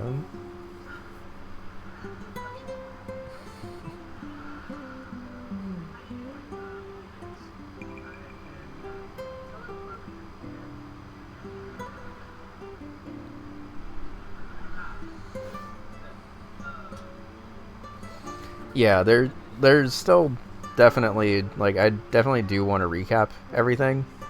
I just need to figure out the best way to, like, actually do it without without feeling like I'm behind constantly. And I think doing it by tier is probably the best for A, B, and C. So here you do see that Val does see the gold disc get marked off and the diagonal happen. Very well played game by both. Val did a really good job of playing defensively and grabbing the exact spaces he needed to. And Slam just did a good job of being all gas that game and just going for constant bingo threats to apply the pressure.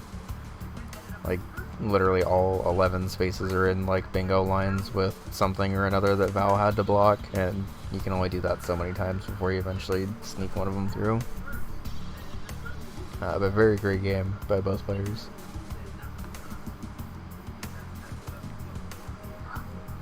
Okay.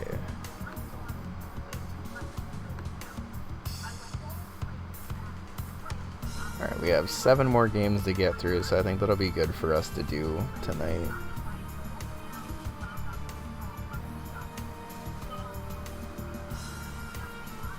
Yeah, the Big Bell Race one was the one that was going to take a while, so I think it definitely made sense to save that one for last.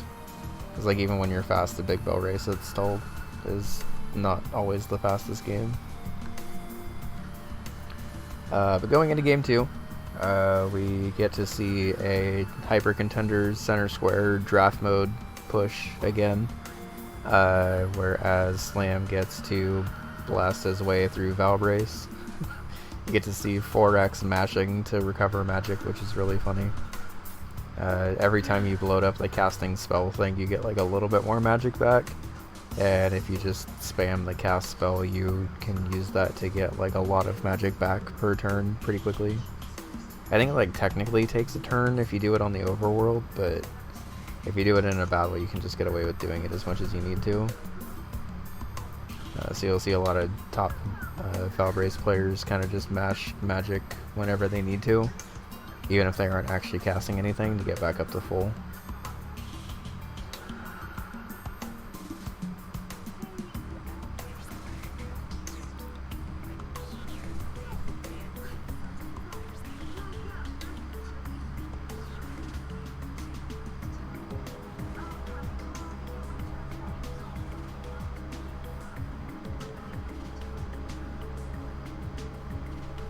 Yeah, because we have clips and stuff I want to watch too. It's definitely a good call to just do A, B, and C, because I don't want to have to rush through those and skip them and stuff, because I felt a little bad when I asked people for clips for highlights last season, and then we ran out of time and I wasn't able to show them anyway.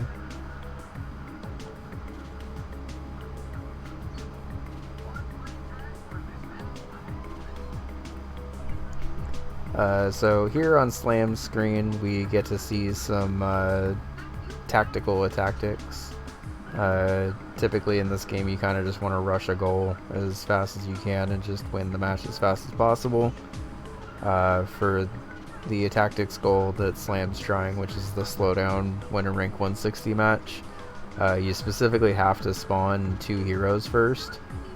So you end up having to at least get a couple of kills before going in for the final push, because you don't want to end the game too early without spawning your heroes first.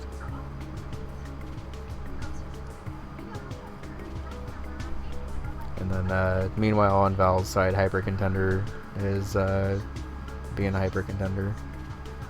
This game occasionally is pretty chill, but it also can just be really hard sometimes, and draft mode often pits you up in weird character matchups that you're not super comfortable with,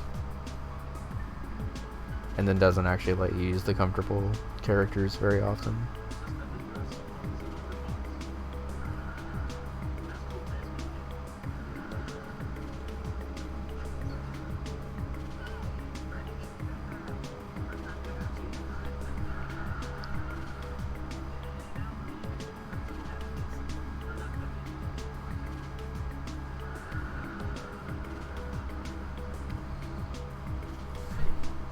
So I should probably load up the match notes for this.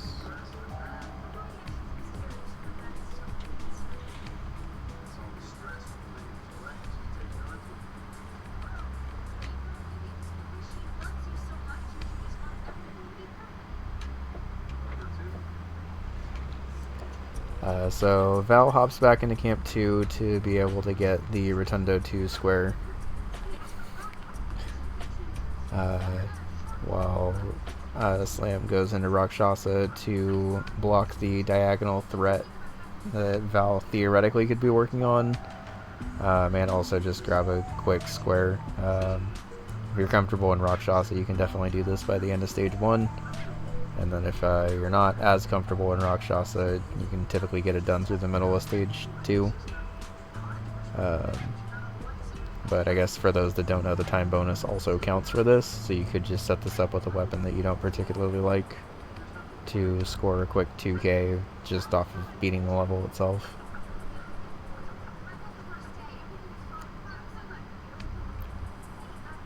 but Rotundo is down. Sorry, Guri.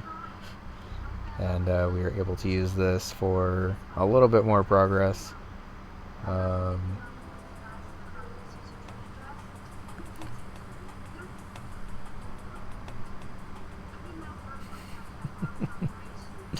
Val, your facial reactions at doubled speed are pretty fantastic, I'm not gonna lie.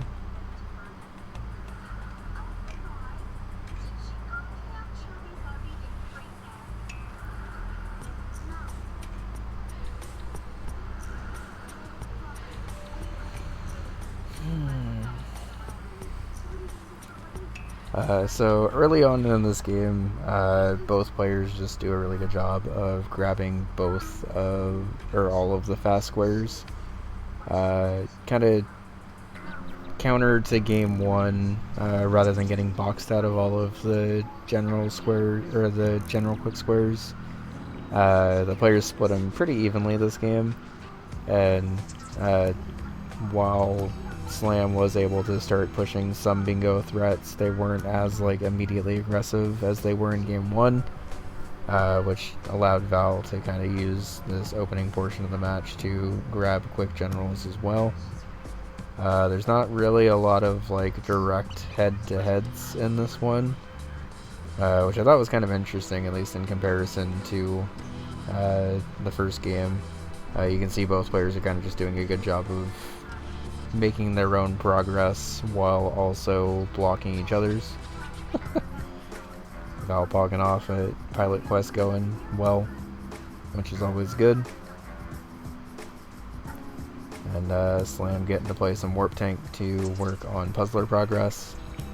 I think this is actually pretty fast, even if you're not skipping cutscenes for levels and stuff, so...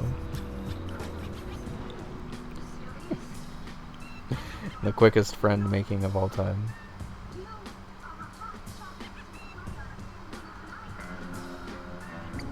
So we start to see here that Val is going to start to push the center row of the match, which is what he ends up bingoing off of.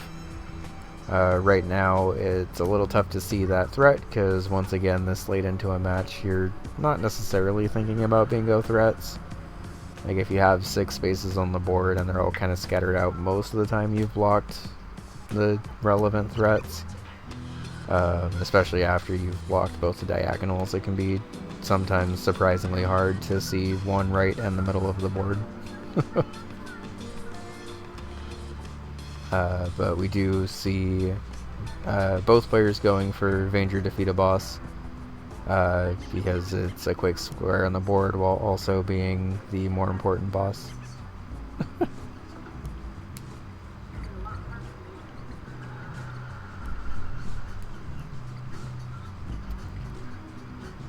Meanwhile, we do see the alternate strat from Slam of just going straight for the crawler without a force mod upgrade, because of how fast it is to defeat a boss. So unfortunately, it knows the importance of that, but also knows the importance of just getting the boss anyway. Obviously, in a tight head-to-head, you wanted to be able to grab that space, but the boss on this card is still definitely very valuable.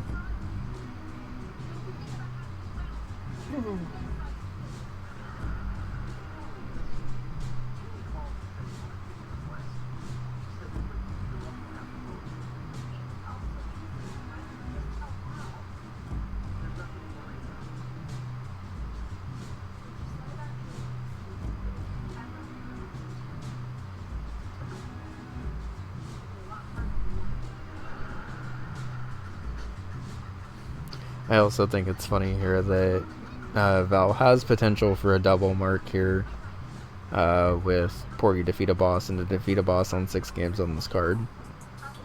But would rather just play Rakshasa for a bit. I don't blame him.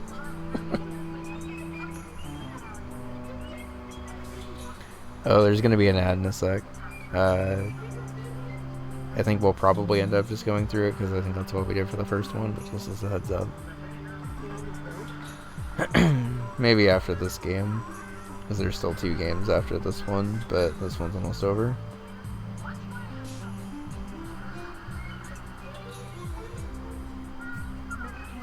Okay, so here we have arguably the biggest point in the match, where down 8-9 we do see Slam recognize the bingo threat and head into Lords of Disconia now. Worth mentioning that this Lords of Disconia goal is just beat level 1, so theoretically can be a pretty quick one. As of right now, Val is using this time to advance some of the other squares that are on the board.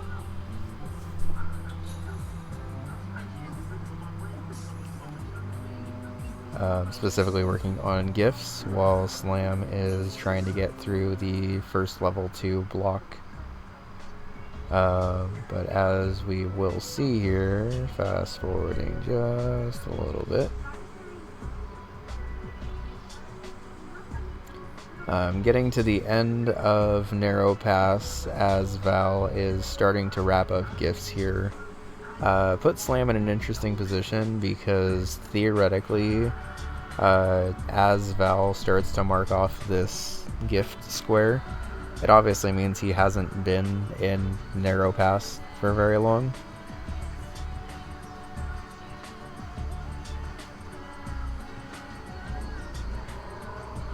So he's able to mark that off and go off 10-8, but also show to Slam that he's not actually in Disconia as of that point. So as Slam starts to make a little bit more progress here, we do start to see what can kind of happen if you're starting to hold progress on a game where you have to think a decent amount. Because Slam at this point wins and blocks the bingo, but instead opts for the Bug Hunter square, which is on the board and still a pretty quick square. Given that Uncle Slam is down, this makes sense because he is going to need at least like a sniper or 2 to be able to get back into this game. But as we saw in one of the previous games, if you hold a game that and then like go into another game that like requires your full attention and focus, you maybe aren't able to like as accurately keep track of the time that you should be holding a goal as you maybe need to be, which can sometimes lead to situations like this where you have the goal marked and theoretically have the bingo marked, but aren't able to actually take advantage of it because over the course of the hold you instead are focused on Bug Hunter and stuff, because obviously that's taking your time a bit more, especially after kind of a silly death like that where Slam just wasn't able to finish it off. Kind of more focused on just getting back to that point and has maybe forgotten that he needs to mark off that square that he's completed. Meanwhile, Val has just had a little bit more time each time to work through, and is in an okay situation here. Luckily, the AI in Narrow Pass for Lords of Disconia is actually kind of chill sometimes.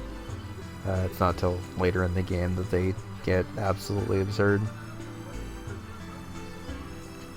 So during this time, Val is able to start to mount a little bit of a comeback in this battle specifically. He has a champion and ogre, so it's not really like a hard comeback, I guess, but so Val's able to clutch it up here. While Slam, as you've noticed, has been distracted by Bug Hunter. And Val's able to mark off that square. Slam seems completely thrown off by that, and is now in the exact same situation where he's sort of just stuck in Bug Hunter at this point because this is the job. And then, unfortunately, because Bug Hunter is very high attention and focus, Slam self-admits that he forgot to just mark the space off after holding it, and put himself in a situation where now Val only needs to kill a boss in Porgy. And I mean, admittedly, that is easier said than done, because Lamia sometimes behaves and sometimes does not.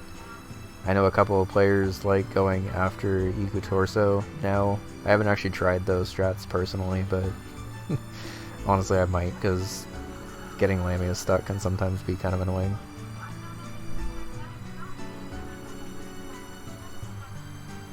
Yeah, to recap Nitro, Slam finished Disconia basically as Val was entering Disconia, but was holding it to try to get a little bit more progress on Bug Hunter, and then got distracted by Bug Hunter being kind of rude to him, and then got more locked in on Bug Hunter than the fact that he was trying to block that bingo, and sort of locked himself into a situation where he like kind of has to finish Bug Hunter before he can go into Porgy. Does get the square marked off, which obviously surprises Val, because Val assumed that was a more like direct head-to-head. But we do see kind of, I don't want to say vanilla Lamia, but a different spot of Lamia lock than you're used to. We do have the jellyfish to contend with over here, unfortunately, but Val does a good job of navigating out of the way, and has just enough health to be able to pivot up and down a bit to take advantage of Lamia getting stuck here. Val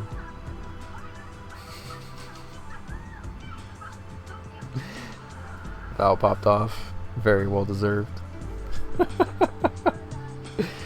Alright, face cams, I'm a big fan of. As a recapper, as a viewer, those face cams were peak.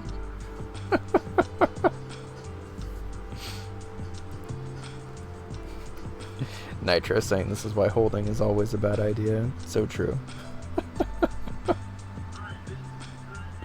Okay, so we have, I guess, 4 more matches technically to get through. This actually feels like a pretty good spot for a quick break. As I mentioned about an hour ago, we're probably only going to get through A tier tonight since it's already 8:30, but I would rather be able to just chill and give you all the recaps that you actually like deserve and stuff, instead of flying through them just to meet an arbitrary time limit. So I'll be right back. I'm going to put it on the BRB screen. Enjoy the clip show. It's probably not going to... We're back.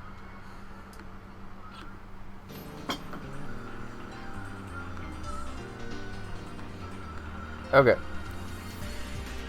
Thank y'all for sitting through the break. We have 1, 2, 3, 4, 5, 6 more games to go, and then we will be done for the evening. I'll probably try to go at least slightly faster through these ones, both because I wrote notes for these earlier today, and also because it is starting to get a little bit late. But first up, we have Dupe versus Keeney. This was Dupe's first ever game in League play, actually, so pretty cool that they were immediately able to jump up to A tier. Keeney was able to get the best of them this week, having been the B1 champ last season and getting moved up. So for the first game, Keeney was able to win 13-5. Getting into the game itself, which definitely needs to be played at 4x. Keeney's able to grab the early quick Velgress square into the synergy that a Velgress Gold Disc grabs.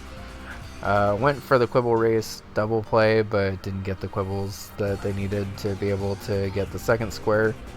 Quibble Race in every single one? Quibble Race is in games a lot this season, and I'm not really sure how, but yes. RNG said, ha ha ha. Yep. And as someone who just sat down to learn the Quibble Race Dark Cherry before the season started, I'm very excited about this. But wasn't able to grab both spaces from that, so just grabbed one of them and figured they could come back for the other. Meanwhile, gonna go ahead and try to go for the double play on Pin Golf.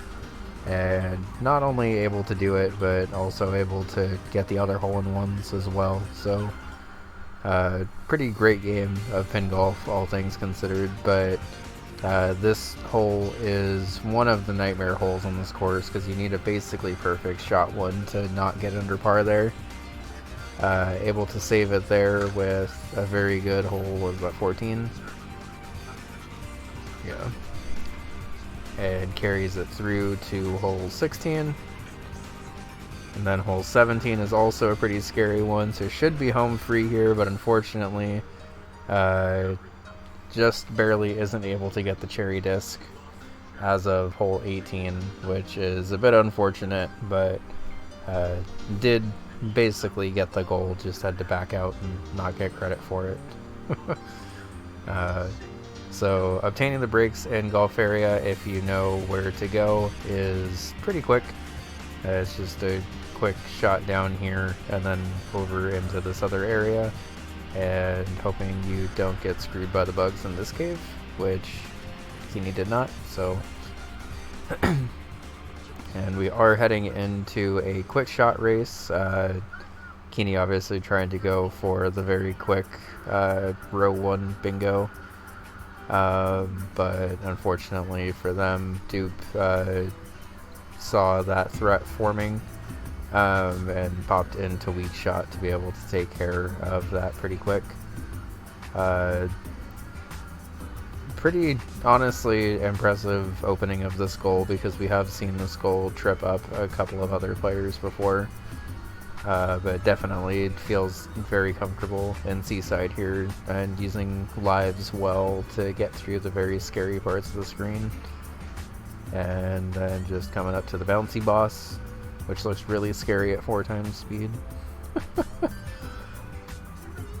But luckily you are able to use deaths to kind of reset your gun for a little bit, which helped Duke be able to get through that pretty quick. And Keeney immediately pivots out, which gives us an onion delivery race.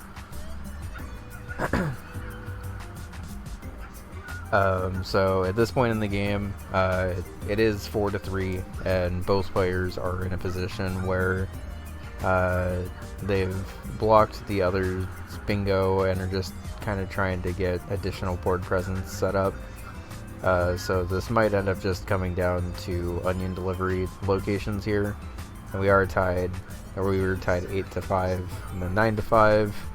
But a couple of bad deliveries on Dupe's part make this a little bit more difficult, and also starting to run out of time here, and then does run out of time on the way to the clumps and not able to make it on the way back. Whereas Keeney is able to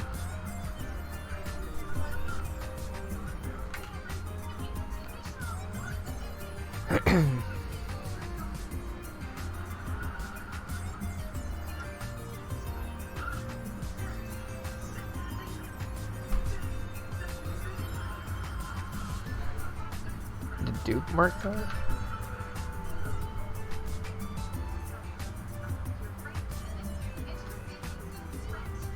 Oh, no, Keeney just immediately dipped out after getting the 12. Okay. So at this point in the game, with Keeney able to grab that onion delivery square, they have a lot more like spread out bingo presence on the board. We do see an incidental Bushido ball race, seeing as how that wasn't like directly, I guess it kind of was directly helping both players, but not like as much as other stuff would have. And then Keeney is able to also grab 4 levels from this.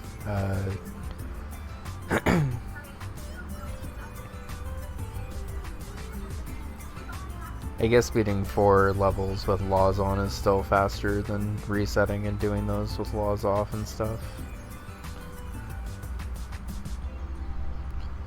But pushing both the bottom row and middle column bingos now, Keeney's sort of able to take their pick here of what they want to do. Although Night Manor is good, consistent progress, and is also kind of likely to not be one of Dupe's main targets here. After getting sniped, Dupe is starting to move into the column 1 or middle row bingo. The middle row bingo looks kind of nasty, honestly, so I would imagine that's probably not what he's pushing for here. But getting the presence to be able to force Keeney at least a little bit on the back foot here definitely will be helpful.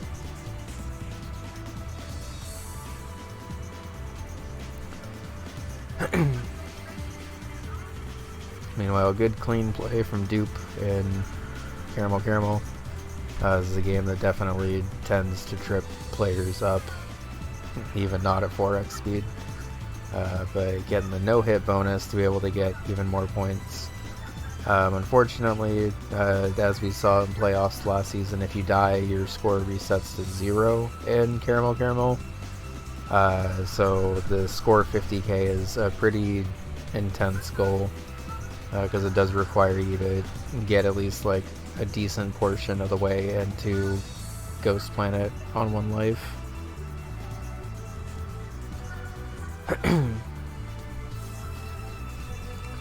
But is able to execute it right away. And then seeing that threat beginning to form, and also not being super scared that they're going to get sniped on stuff, Keeney decides to try to block with Mortal 2 and block that impending bingo threat. We do also get to see Dupe hop into Kit Club, presumably for ideally a cherry, but if not a cherry, at least the square here. I appreciate that this square now, by the way, is score 150k points or gold disc, because that does give you a little bit of flexibility to just do a high score run and potentially have it die in like World 4 but still get most of the goal.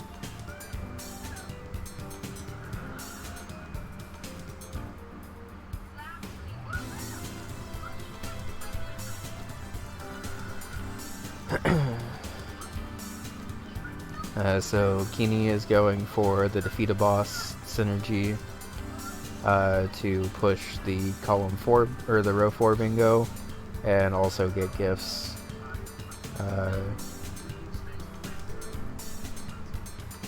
Actually gets the exact same spot as Val set up here, which is funny. But unfortunately doesn't have the fuel that Val had to be able to walk that out.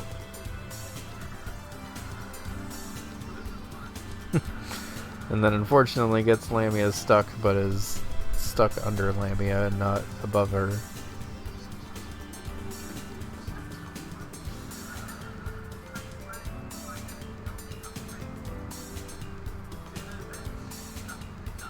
Yeah, the 4x speed onion delivery race was hype.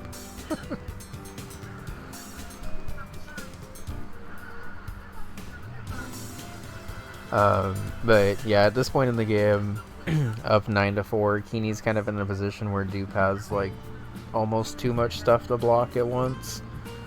So I think it makes sense for Dupe to try to just get as much synergy here as possible. Meanwhile, Keeney's basically just able to use their advantage at this point to maintain that lead and just push whatever bingos Dupe doesn't block here.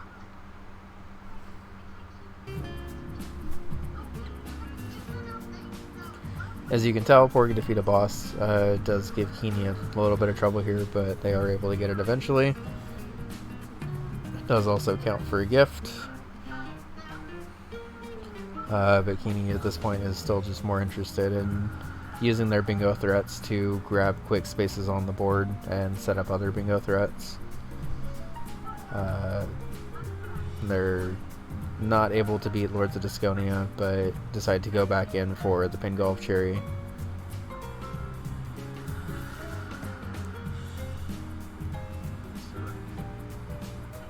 Before backing out, and we do get a head-to-head in the tactics, which is pretty interesting given how far in the match this is. But both players are about equally as far along on War is Bad at this point.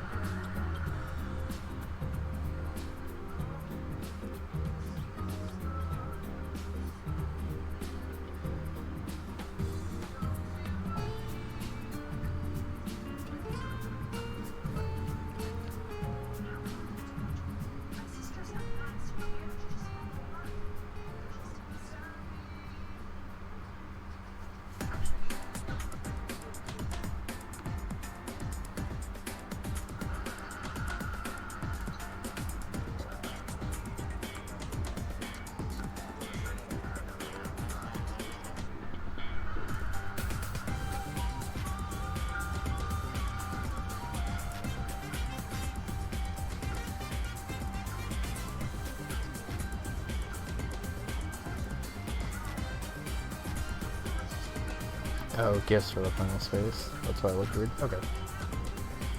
So yeah, at this point in the game, up 12-5, obviously Keeney was, barring a miracle, gonna win that. And was able to pick up gifts for number 13.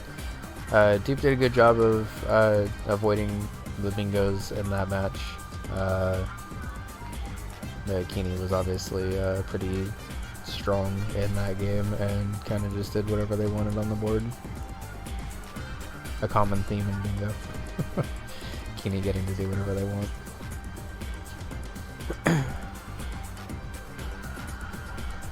Alright, so game 2 sort of exemplifies that even more strongly, as we have a party house center square that's pretty quick, that's in line with Amy, and also happens to be in line with a rail heist square, which is probably about as good as you could possibly ask for Keeney. They're unquestioned like the best at rail heist in the league, like by far, and getting a quick bingo line that actually sets it up pretty well for them is definitely helpful. But starting off the match, they are just going to go for the quickest squares on the board. This board actually does have a lot of party house synergy, interestingly enough, where you could use VIPs only to win a level of party house and then beat the level of party house in the middle row and get 2/5 of the way towards Amy, and then just either need a couple of quick hop-out rounds or Fistel, depending on what you're faster at.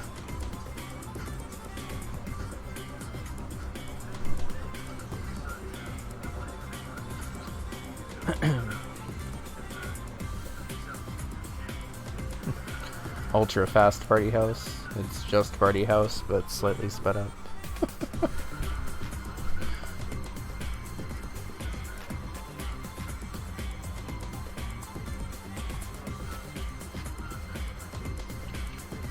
But something you'll notice about this game is that both players kind of just are sticking to their own spots on the board. Both in the first game and the second game, Dupe and Keeney didn't really overlap in like anything they were trying to do, and that definitely carried over into this game, as Party House was difficult but still manageable, and obviously the center square for that is more relevant here. Here we get to see some fast-forwarded perfect rail heist. So we'll leave it on this for a sec. At this point in the board, both players are pretty neck and neck. Keeney's bingo lines, I guess if you want to call them bingo lines, are like less blocked at this point. But seeing as how none of the three spaces connect, it's kind of hard to call it a bingo line.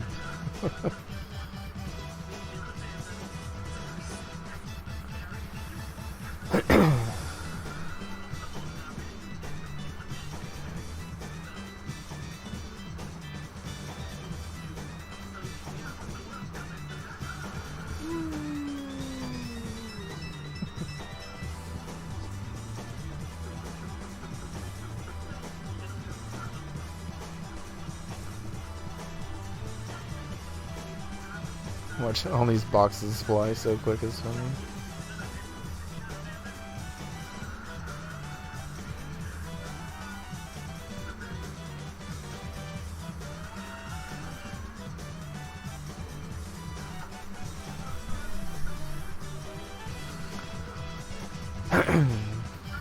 And while Keeney's been playing Rail Heist, by the way, Dupe did a good job of just working his way through Track World to tie it out 3-3 and block the middle row bingo at least.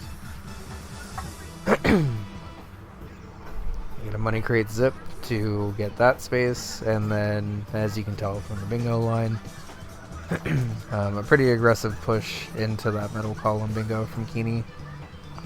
Definitely doing a good job of identifying what lines they want to go for quickly and what lines can diverge into other lines depending on what Dupe's currently up to.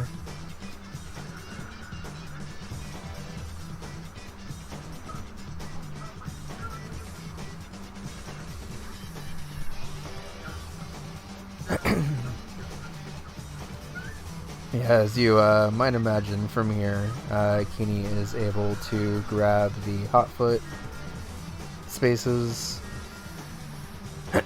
You might as well stick in for the Cherry Disc if you're comfortable with it, so grab that in case it ends up mattering, and then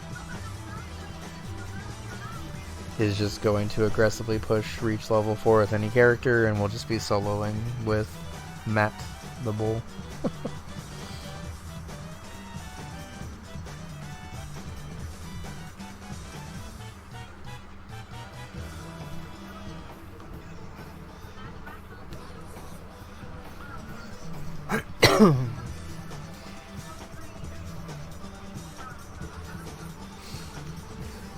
And either not knowing over or Grimstone or not seeing the bingo threat, Duke does just hop into Overbold. The gold disc / cherry disc is helpful for his bingo lines, but I think at this point it's pretty imperative that you at least get some Grimstone progress, even if you're not going to like complete the goal right now for whatever reason. And since this went unchecked by Dupe all the way to level 4, Keeney was able to grab a bingo win in under a half hour. So both players played well in this game and grabbed the goals that they were going for. I think Keeney was maybe just a little more targeted in what goals would help advance their bingo lines, which led to them getting to control both those games. So good job by both.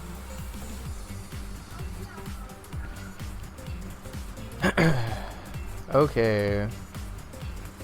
I see now that I didn't grab the VOD for these. So next up we have Flesh versus Glove, which ended up being my personal favorite back and forth of the week. A-tier had a lot of really great games this week, but Glove and Flesh were neck and neck the entire time. So getting into this right away, because their games are both absolutely jam-packed. We do have one face cam here, so we get to see Glove's reactions to stuff. As I believe both players end up splitting these goals. Let me pull up the notes for this, because there's a lot that happens in this game and the next one.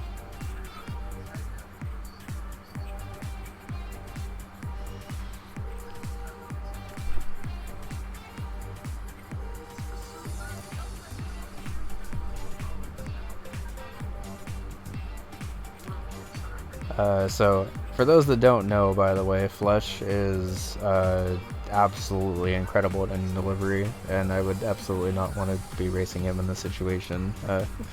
But Glove getting to get that first square off is definitely very impressive, because Flesh is, I think, like second in onion delivery?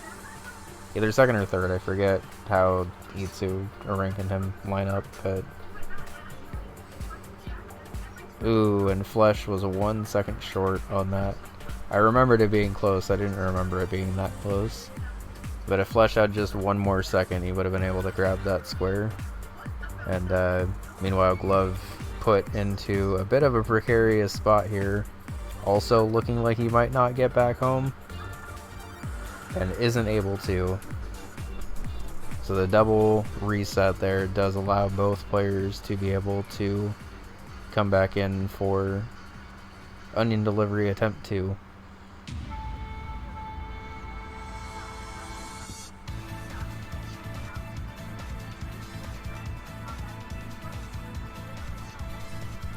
Oh, and also this is all on Twitch from here on out. Okay.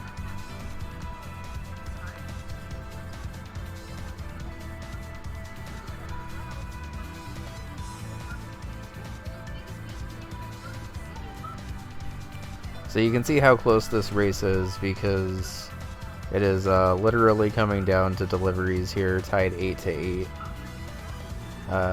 Flesh is starting to be a little bit more spread out, and then unfortunately takes 2 back-to-back hits and isn't able to grab that second day of deliveries.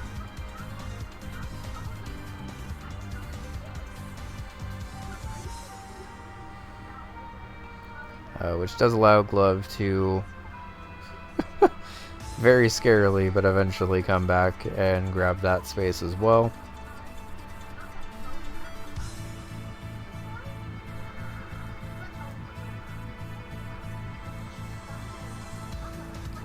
Which is just holding it. Holding it. He's not holding it, by the way. Bingo Sync broke.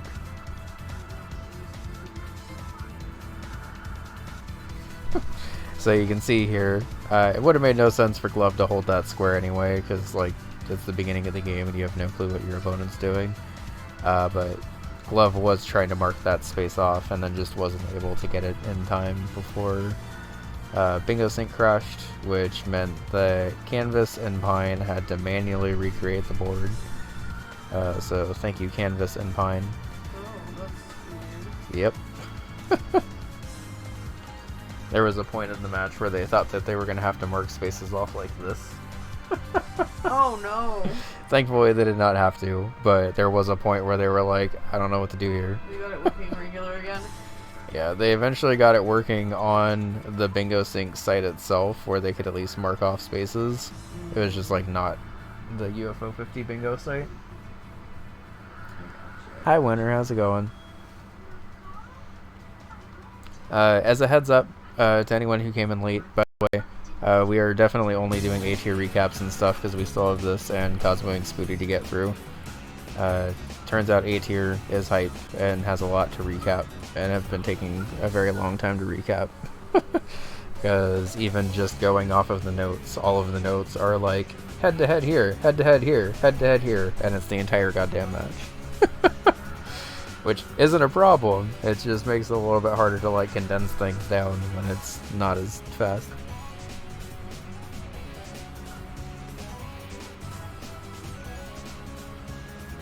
Well, it's interesting, Winter, because it's not even best of 3, because like a lot of games split and then they just stayed split as 1-1. It's literally just like a double length season almost. Which actually ends up working out like perfectly for these recaps, because I can just do all of A tier one day, B1 and B2 another day, and C1 and C2 another day. I'm hoping that the B and C tier ones go by like slightly faster, just because they are only one game apiece. But also, I know better than to ever think Monday Night Bingo is going to go fast.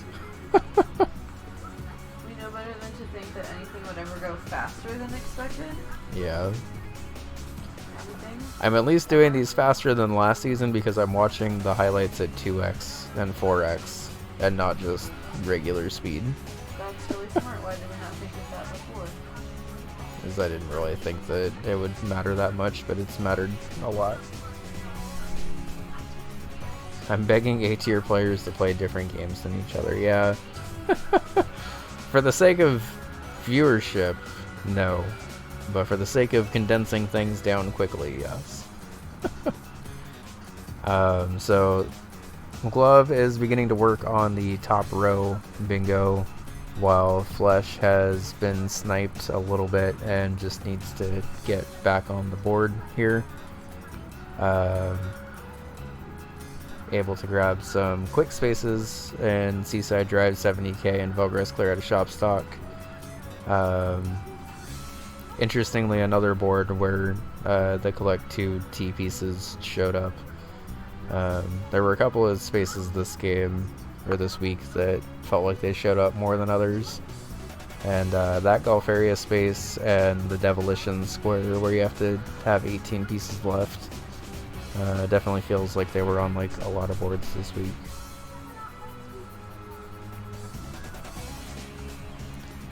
But as Flesh grabs the Caramel Ghost Planet without using the camera before, and is able to block the top row threat, even though he's up, or it's tied 3-3. I would say, at least in terms of board presence, he's currently up in this game. as Glove is quickly trying to block Koala while Flesh uses Test Lens to grab a different level. The center square is obviously pretty powerful here, and having a square for block Koala beat a couple of levels without using Undo is definitely worth going for.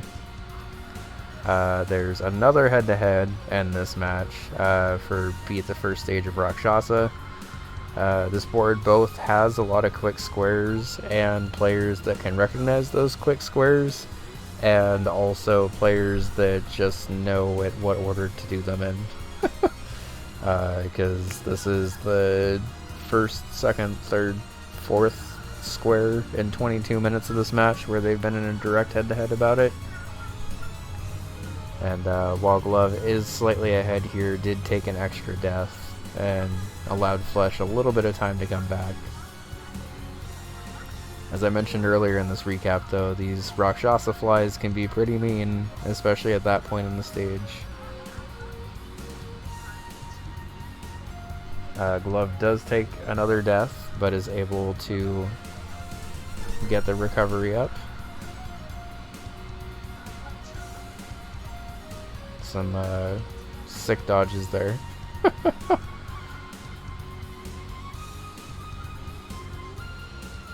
Is able to mark that square and then start to push the column 5 bingo as Flesh reaches the boss fight here. Glove continues to push forward in Rakshasa, presumably just for collect levels and bosses, but may also, spoilers, be trying to stay in for a Rakshasa gold disc, which is understandable, but is also a little bit earlier than I think some of the people were expecting for this specific race, I guess. So while Glove sticks in for a pretty long time into Rakshasa before eventually dying, I forget, does he die in the boss here? Or does he get through here and then quit out?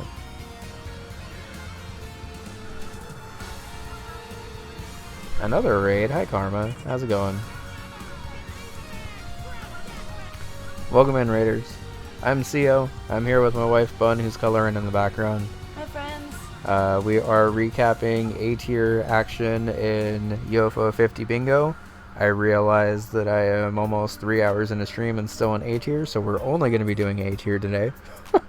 Sorry to all my B2 or B1 and B2 friends that were maybe hoping to get it in.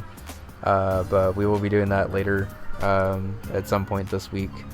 Unfortunately, the rest of this week into like early next week I'm pretty busy, but after that we should be a bit more like on our regular schedule here.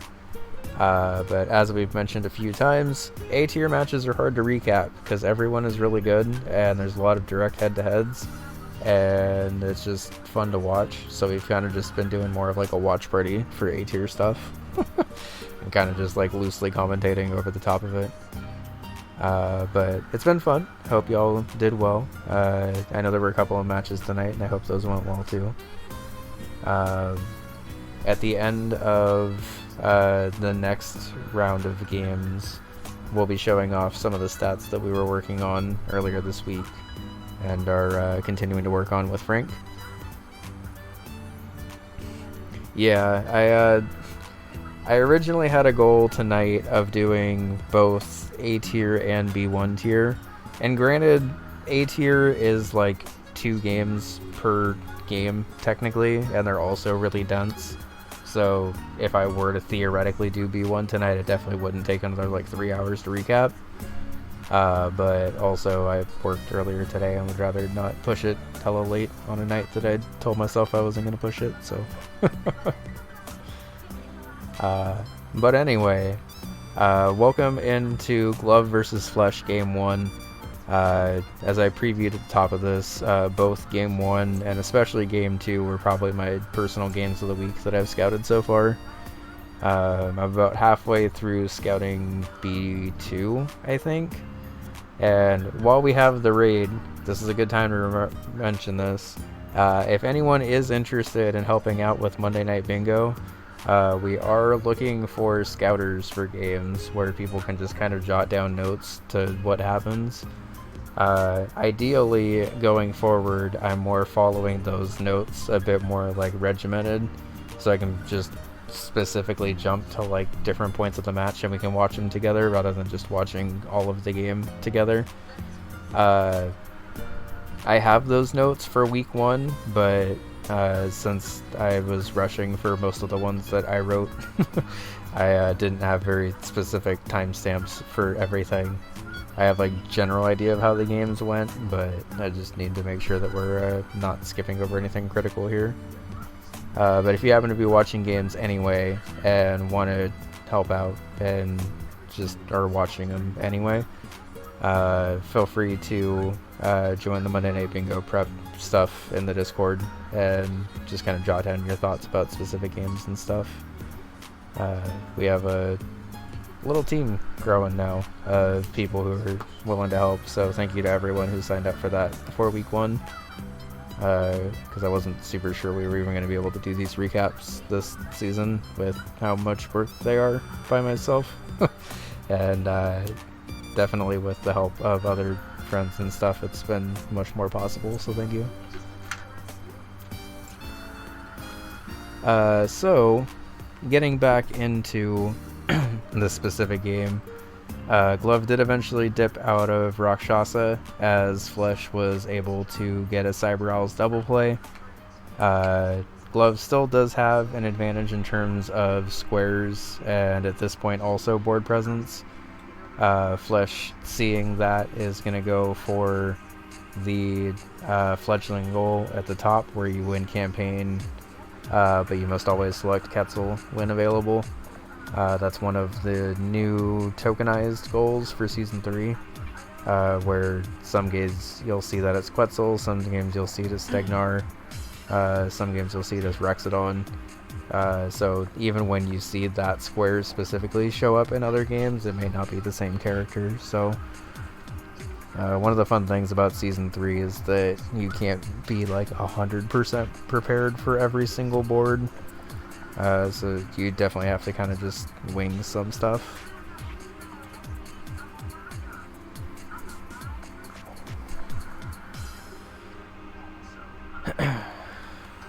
Okay, so gonna skip ahead just a little bit here.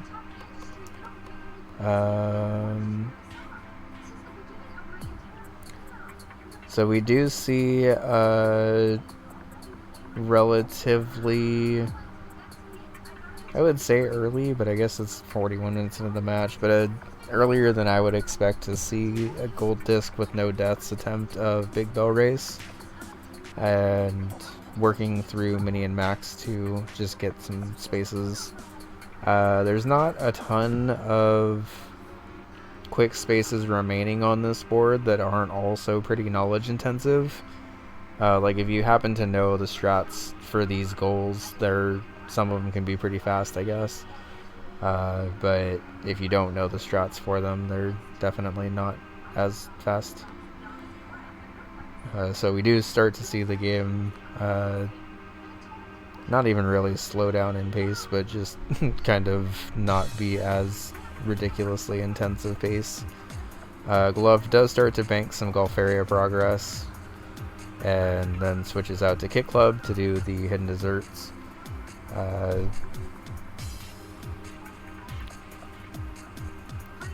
While Flesh is working on a gift rush. I don't think...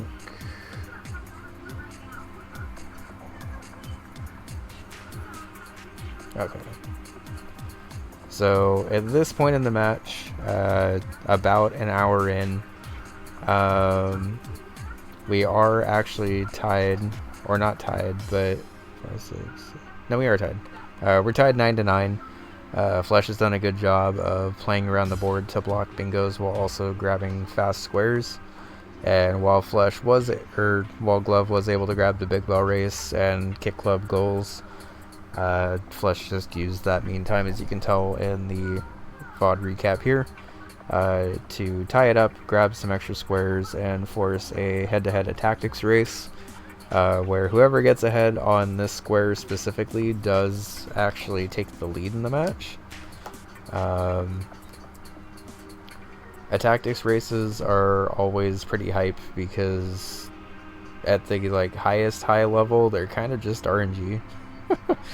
Like, you kind of just are hoping that your guy gets through as quick as possible. We do see both players attempting this in survival mode, which does give you access to more units and also allows you to actually get heroes sooner. I think even in ranked mode, if you were to do it, it would be kind of hard to do, so... but Flesh is able to just barely grab that, and for the first time this game, an hour in, take a lead. There are 2 quick but heavy knowledge check squares left. 2 kind of longer, less knowledge but just really long squares left, and then Golf Area, which is kind of like a weird mix of the 2. So here players diverge and try to just grab those remaining squares. Bingo Sync was weird for a little bit, but then came back. And we do get a head-to-head Hyper Contender Gold Disc race, which Glove being slightly ahead in that timing was able to grab. Flesh eventually does pop into 4 Emperors to beat the first 5 waves without taking a hit.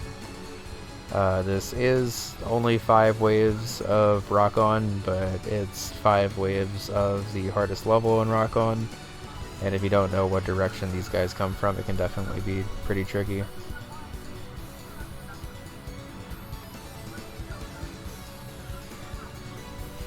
Rail Heist indeed mentioned. And yeah, this match was very, very good and very back and forth. Not to spoil anything, but I think the second game between these 2 players was somehow even better. Which is pretty ridiculous to say of a 13-12 blackout going back and forth like this, but I'll hype it up for that.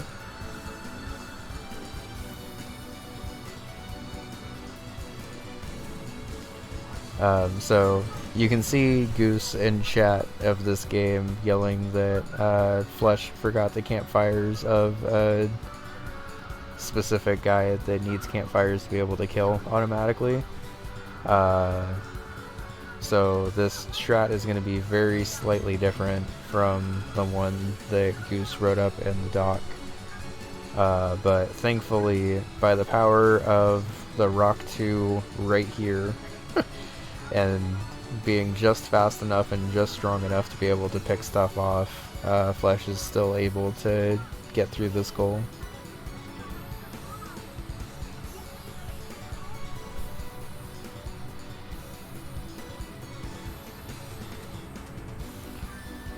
And while Flesh is working on Role Player, Glove gets an incredibly lucky bounce in Golf Area to be able to get this T-piece. As we saw from a different match, this isn't necessarily the T-piece you normally go for, but on the final stroke is able to clutch it up and grab the T-piece. And now just needs to grab the second one.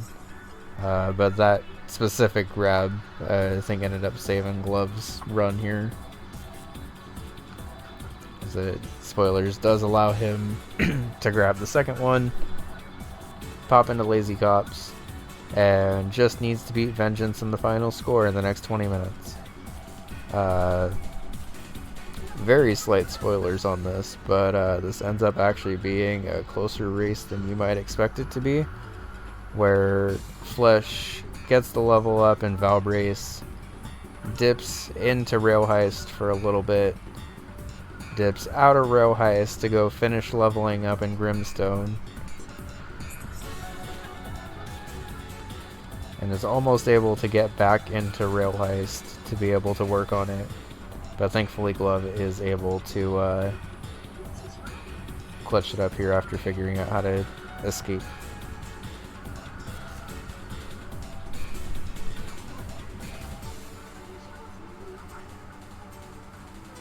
I said that after escaping, but I'm pretty sure he just killed himself here.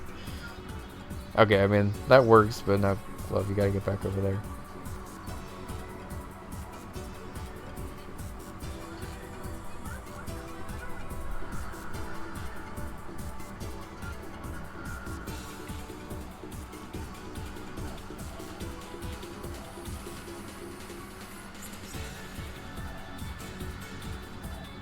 Oh my god, Glove made that so close. I didn't see how close that actually was at the end. I watched it after the fact and saw that he got it, but I didn't realize he only had 4 seconds left on that. Alright, so an incredibly close match in that, and somehow, some way, Game 2 was even closer. I forgot that this was a separate VOD.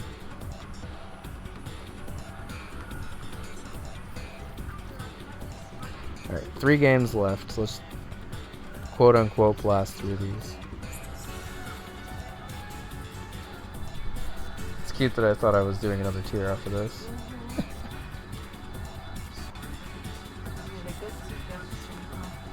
You made a great suggestion.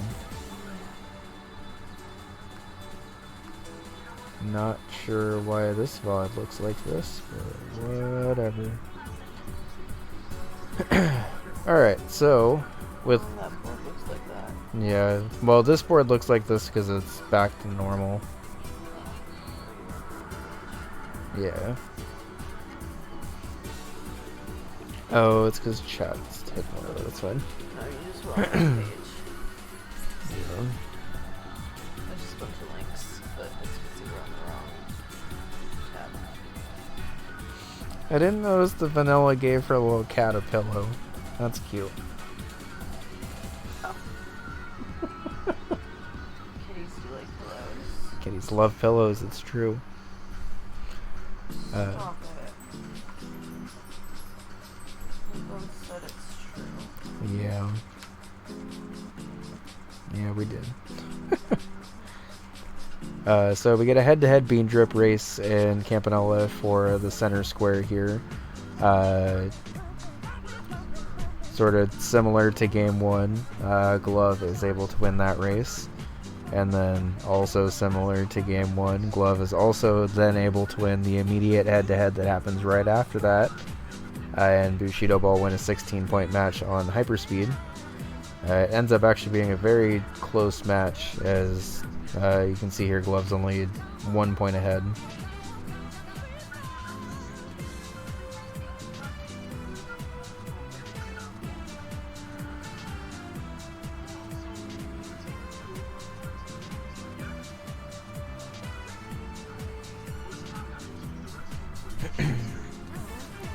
So, at this point in the match, Flesh is down 2-0 and has been sniped on both of the opening plays of this game, which can unfortunately be pretty hard to come back from. But pivots quickly into Anara's shop with $20 in Fistel, which is one of the fastest goals in Bingo, and is also pretty consistent as long as you can get through Wave 1 without taking too much damage.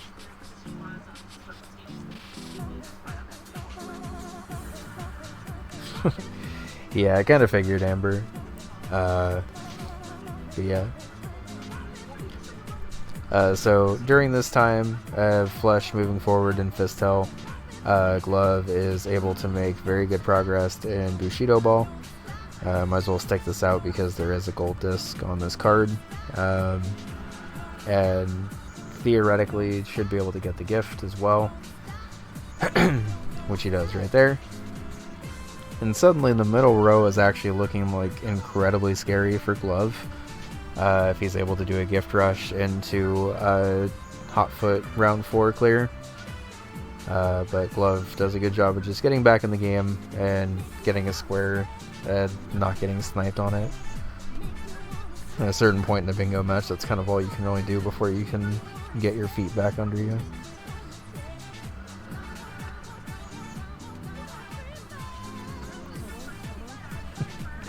I didn't want to excite you too much with Pin Golf being selected, because I had a feeling / knew that it wasn't going to be on for very long.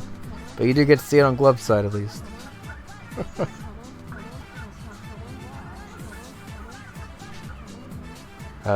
This Velgris gold disc with 50 plus coins collected can be a pretty tricky goal if you're not used to collecting coins in Velgris. If you are used to collecting coins in Velgris, 50 coins at the end is kind of nothing and still allows you to get like a couple of upgrades along the way. Even if you don't really super coin grind in stage 3. Gavian was unfortunately pretty rude on that run, while Glove is beginning to make more progress on Pin Golf under par, which would start to push the column 4 bingo that Flesh is at least starting to work on.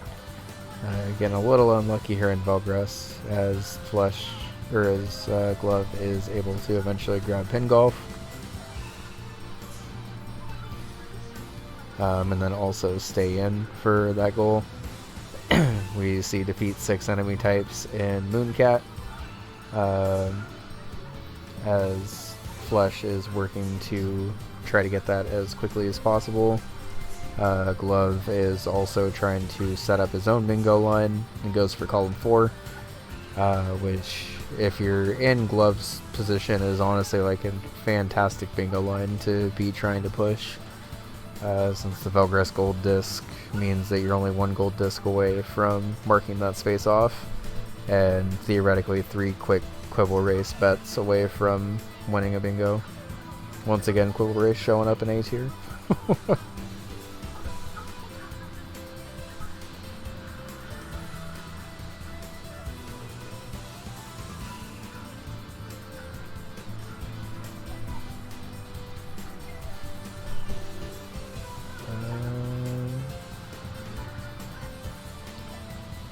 So as we progress a little bit farther in, Flesh was able to grab the Mooncat goal pretty much right as Glove grabbed the Velgris goal.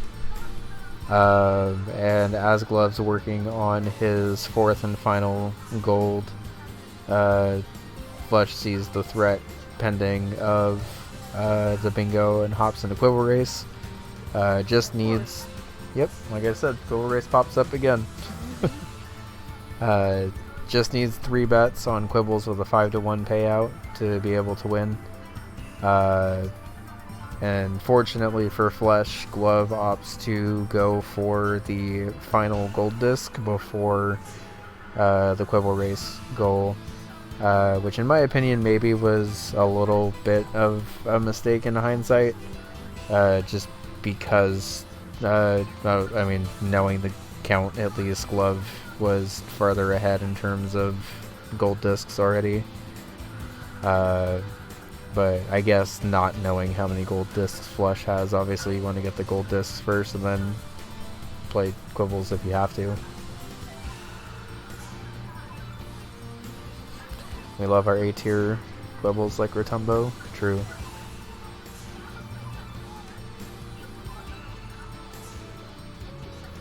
Also Rotumbo too. So as Glove is making his way to the end of Mooncat, we do see from the highlight here that Flesh is in fact able to grab Quibble Race, which blocks the bingo threat and allows Flesh to at least start to focus on other stuff. Glove does win the race for gifts, which basically immediately forces Flesh to block with either Hot Foot or Paint Chase. Since Paint Chase more directly impacts a line, it makes more sense to go into that. But as we see Glove counting on his fingers here, Glove actually only had 5 gifts and not 6.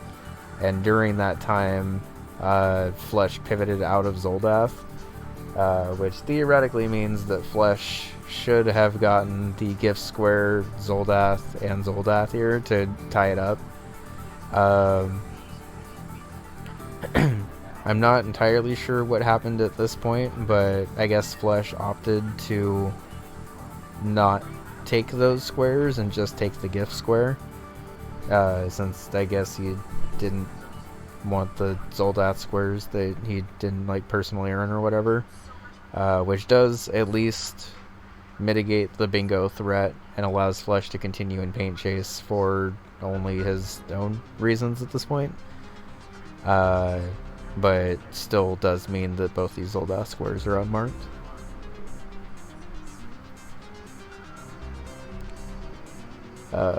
Glove's able to use a little bit of an extended Vanger playthrough to get Metroidvania and multi-mod progress here.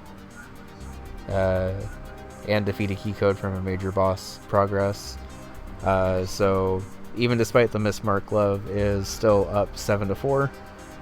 Not immediately pushing a bingo threat here, and like definitely wouldn't have been pushing a bingo threat had Flesh taken the Zoldath squares or whatever. But I understand being in a position where you're not sure if you're taking that much or not, I guess. But since he was able to grab 4 levels, all of the bingo threats that Glove is currently working on are blocked. So even though he's down 5-7, Flesh is still in a good position here to come back. We do see another pretty unfortunate head-to-head race that Flesh loses, though, as Glove is like just barely able to bust out Robopoke and is singing to something, I think, or just talking to himself really fast. I can't tell.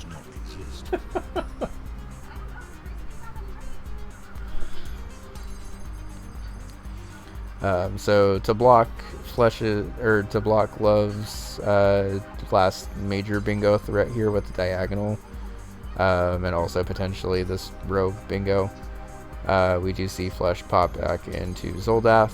Unfortunately, succumb to Zoldath before deciding that Hotfoot is a better use of his time.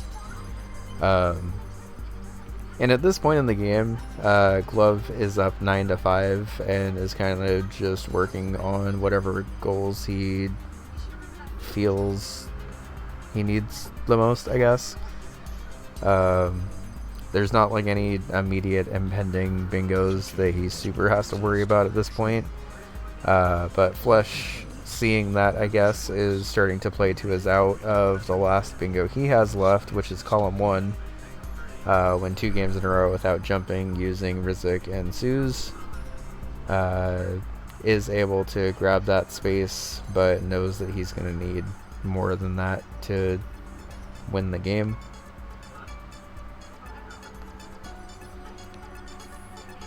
We do see a head-to-head Metroidvania race here, as both players have progress in it. Glove obviously has, or Glove thinks that he has more, I guess I should say. It looks like Flesh actually has more here in this direct head-to-head.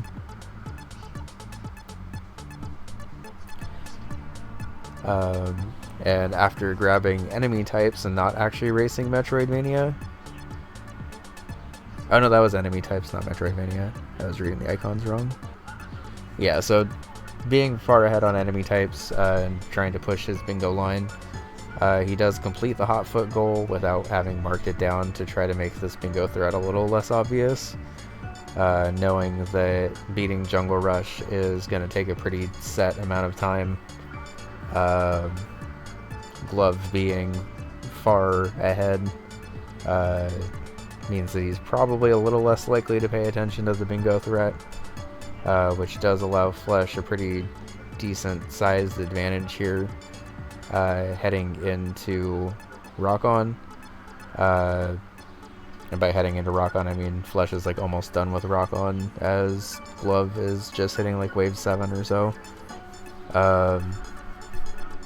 By marking Hotfoot as late as he did, he sort of pointed out to Glove that it might be more of a race than it actually is, which then allows him to use some of that time that he's given himself from the hold to get back into Paint Chase and get a couple of levels ahead here. Since Paint Chase is an auto-scroller, unless you're getting perfects on every stage or whatever. Even just getting a couple of levels of advantage here is a pretty big deal.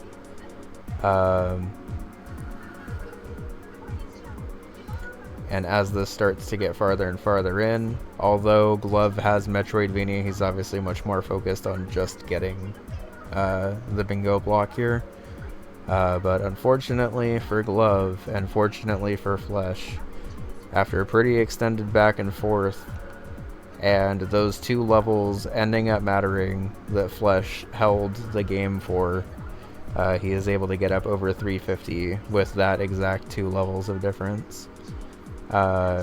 So picking up a 9-9 bingo win when it did not look like that bingo was forming at all, and sort of making it happen for himself with a 14-minute paint chase race to a 13-minute paint chase race is very, very hype and very well played, because it takes a lot to be able to like actually pull off that threat and actually do it right. Okay.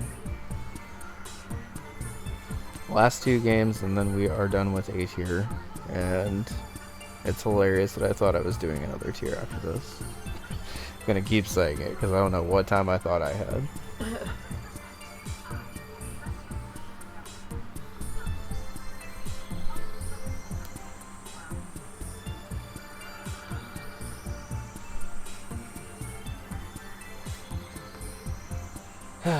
Alrighty, so finally we have Cosmoing versus Spooty. Two very long-time participants of the league, two A-tier competitors that know each other very well, and two players that have played each other a lot, and definitely know how the other plays and what the other likes to go for. In game one, Cosmoing was able to pull out a 12-8 majority win, starting off with the, I guess, fairly obvious at this point, Felgress race, being able to pull off a double play here this early into the game would be pretty huge for either player. Cosmoing is able to grab Felgress level 1 first, and Spooty's not able to clear out the shop, so figures he's behind on that progress too. So it switches into Mini and Max, as Cosmoing does just go for clearing out the shop. Unfortunately gets a pretty expensive shop, so isn't able to do it on that wave. And also didn't grab keys, so isn't going to be able to do it on this one. So is going to have to loop back in. But during that time, Spooty was able to grab the Silverfish reward and also start to make Paint Chase progress. Spooty's definitely very comfortable in Paint Chase, and even when you don't have like the perfect routes memorized anymore, even just knowing where the enemies spawn is pretty huge in Paint Chase. So we see that goal progress as we get Felgress progress over here. And you can see just from the preview of the board alone how quickly spaces fill out on this board. In fact, after the first couple of minutes, it ends up being a 3-3 game in the first 9 minutes of the match. And we also get a head-to-head A-tier divers race, trying to defeat 5 unique enemy types, which is a little bit of RNG, but also obviously requires you to know where the enemy types can even be, and also which ones you can actually defeat at a low level.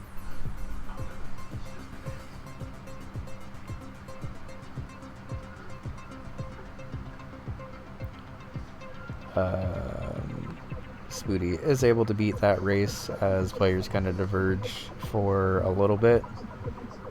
We do see a rather interesting strat here from Cosmoing that I'm going to let play out here. So this is for Rakshasa score 30,000 points.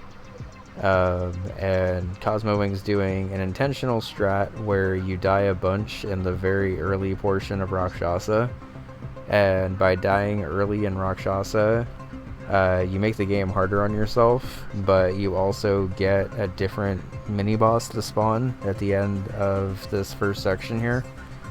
And instead of getting a red troll, you get a green troll that bounces around a bunch. And the benefit of that is that you get way more of a reward from killing the green troll as you do the red one. I forget exactly how many frogs spawn, but you can see here going into the boss, Cosmowing has 4,500 points, and coming out of the boss, he has 16,000. So I guess that'd be what, 12 frogs? But even just getting that little point boost makes it so instead of having to go over halfway into stage 2, you just have to you have to do a pretty perfect stage 1 that's a lot harder, but also allows you to kind of just pick up the stuff that's normally along the route. During this time, by the way, Spoody is showing off the Parbat route for... How did he get stopped there?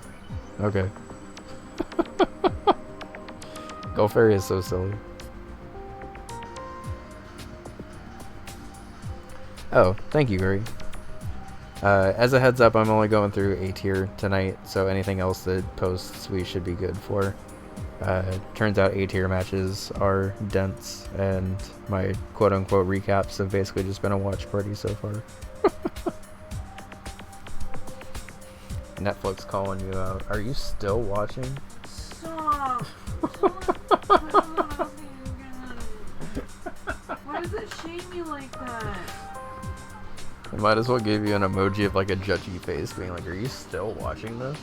I mean, it's nice for if you like fell asleep or something, but you did not fall asleep. I am still consciously watching. Thank you so much. Thank you for making me feel bad about myself, though. Yep. Love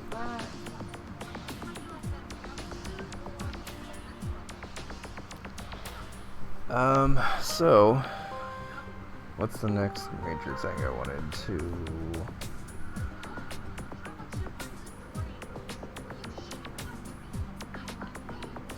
47 in?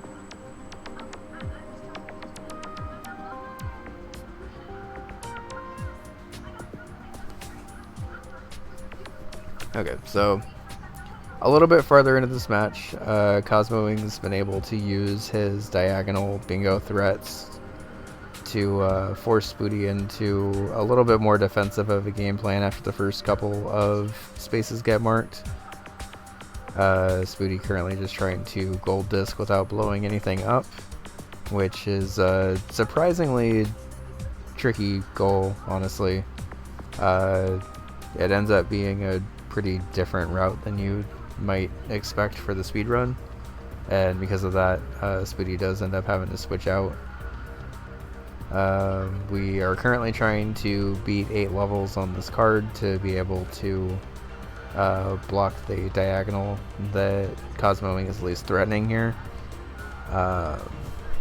And as Cosmowing is starting to threaten this even more, we do see the Hyper Contender adjusted levels thing again to blast through levels in Hyper Contender as fast as possible.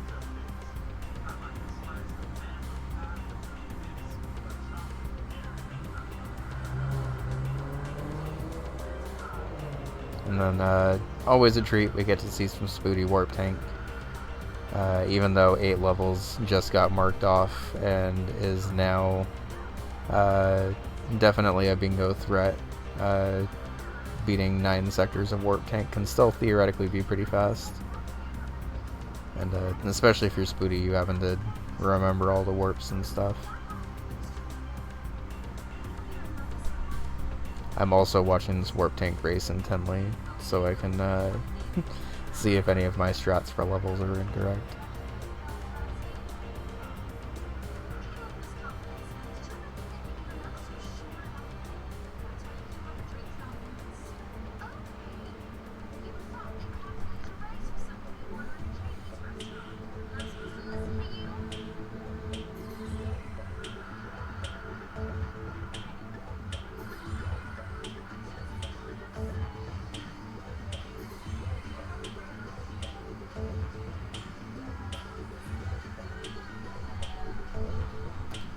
So while we're watching Spoody do this, we are starting to see Cosmowing successfully do the gold disc without blowing stuff up route.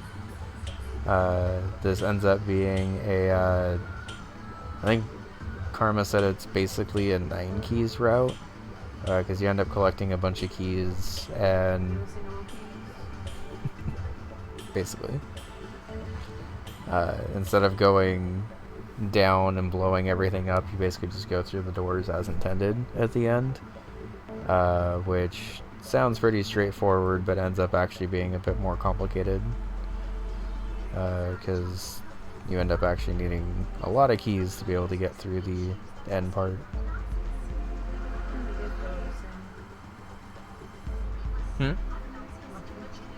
Oh. Oh, cutie, I love Still you. referencing the episode. Not relevant. It's okay, I love you. I'm like, you're the only one who would get it. I'm not gonna repeat it. So we now see Cosmowing in at the end without having blown anything up. Just gets to set up a little stone path and slash slash all the way through. We do see that Spoody was kind of sniped on that goal, but obviously was focused on the warp tank before then. And now does see that that square was marked off. And likely just going to stay in here for the regular gold disc. Doesn't currently have any to go for, but I think realizes that and is probably just going to have to cede that space and get everything else on the board. Interestingly, I think both players maybe either haven't seen or just don't want to play Lords of Disconia, because winning one battle in a full war is theoretically a pretty fast goal, even if it is on commander difficulty.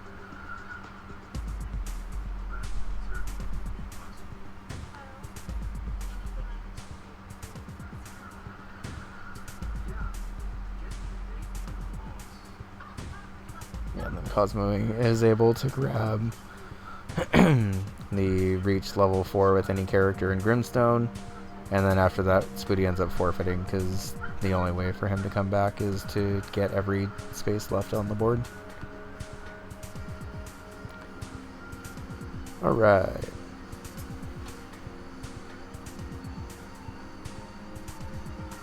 So for the final game of the night, we have Cosmowing versus Spoody Game 2. Starting off with a pretty immediate flex of 2 Magic Garden squares getting marked off at the same time, and Cosmowing going for an even harder version of the gold disc with 50 plus coins held, and actually going for a cherry disc with 50 plus coins held, because it works for cherries on this card and levels on this card and bosses. Yes, and a boss in a game on this card. So at the expense of having to collect all the keys and do another 30 floors in Velgress, and also not spend below 50 coins, Cosmowing is able to mark off 1 square but get progress for another 3.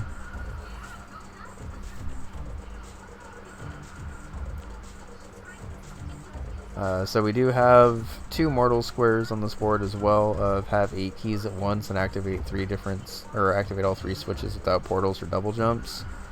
That Mortal 2 very hard is very hard for a reason, because the route that you have to take for that level is really, really particular.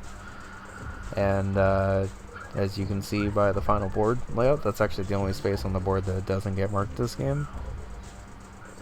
And I guess even more interestingly, we actually get to see Cherry Disc 2 games on this card marked off in the first 10 minutes. Which, given the fact that Magic Garden and Velgress were on the board, and it was beneficial to Cherry both, like for other stuff, isn't like super surprising, but it is a really, really fast time for that goal to get marked off.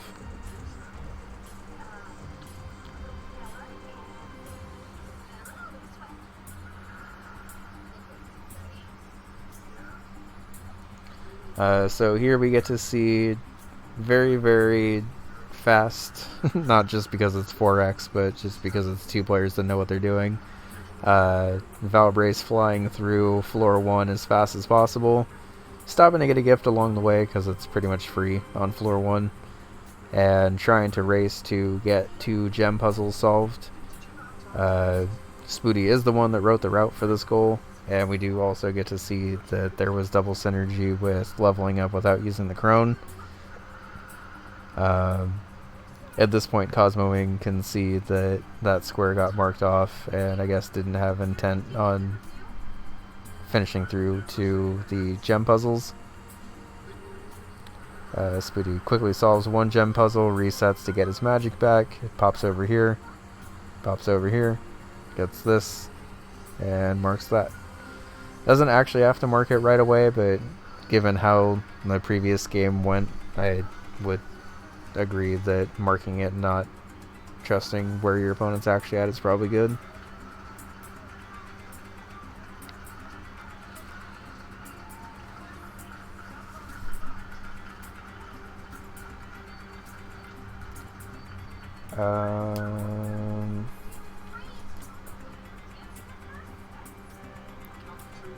So even though this game is 6-4 in Spoody's favor, both players do a good job of keeping that margin, both Cosmowing getting closer and then Spoody kind of maintaining that distance for a bit. Eventually Cosmowing is able to kind of close the gap a bit more, just picking ever so slightly faster goals. Spoody does pop back into Valbrace for a relatively quick level up. Obviously, as you can tell from the amount of grinding, like there still is a little bit of grinding that you have to do to level up in Valbrace.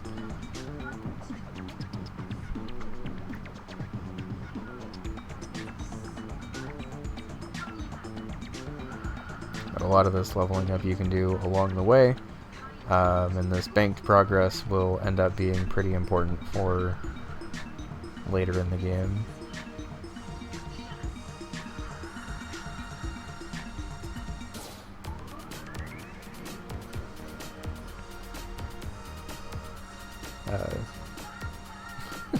Never mind. I thought Spoody made it through there, but I forgot that he ended up dying.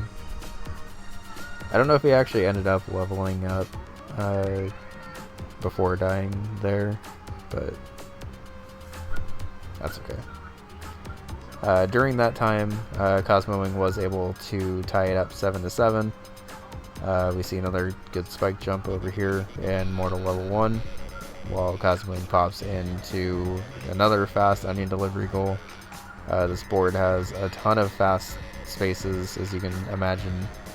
It's tied 7-7 with a half hour into the game. So player, and then 8-8 with 36 minutes in the game. And we are coming up here on what ends up actually being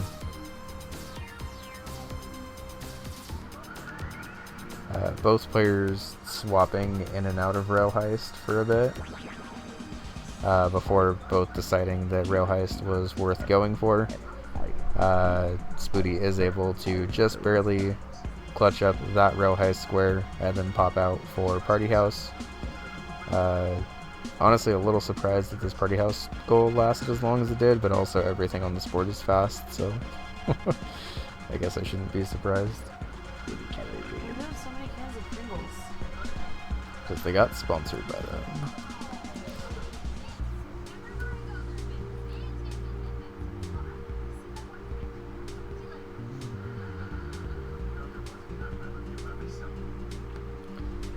So, progressing a little bit farther, both players do a good job of aiming for goals that the other player is not in. That head-to-head in Mortal 2 that we fast-forwarded to was theoretically the best shot for Cosmowing to actually come back in this game. I guess I can rewind to that moment specifically.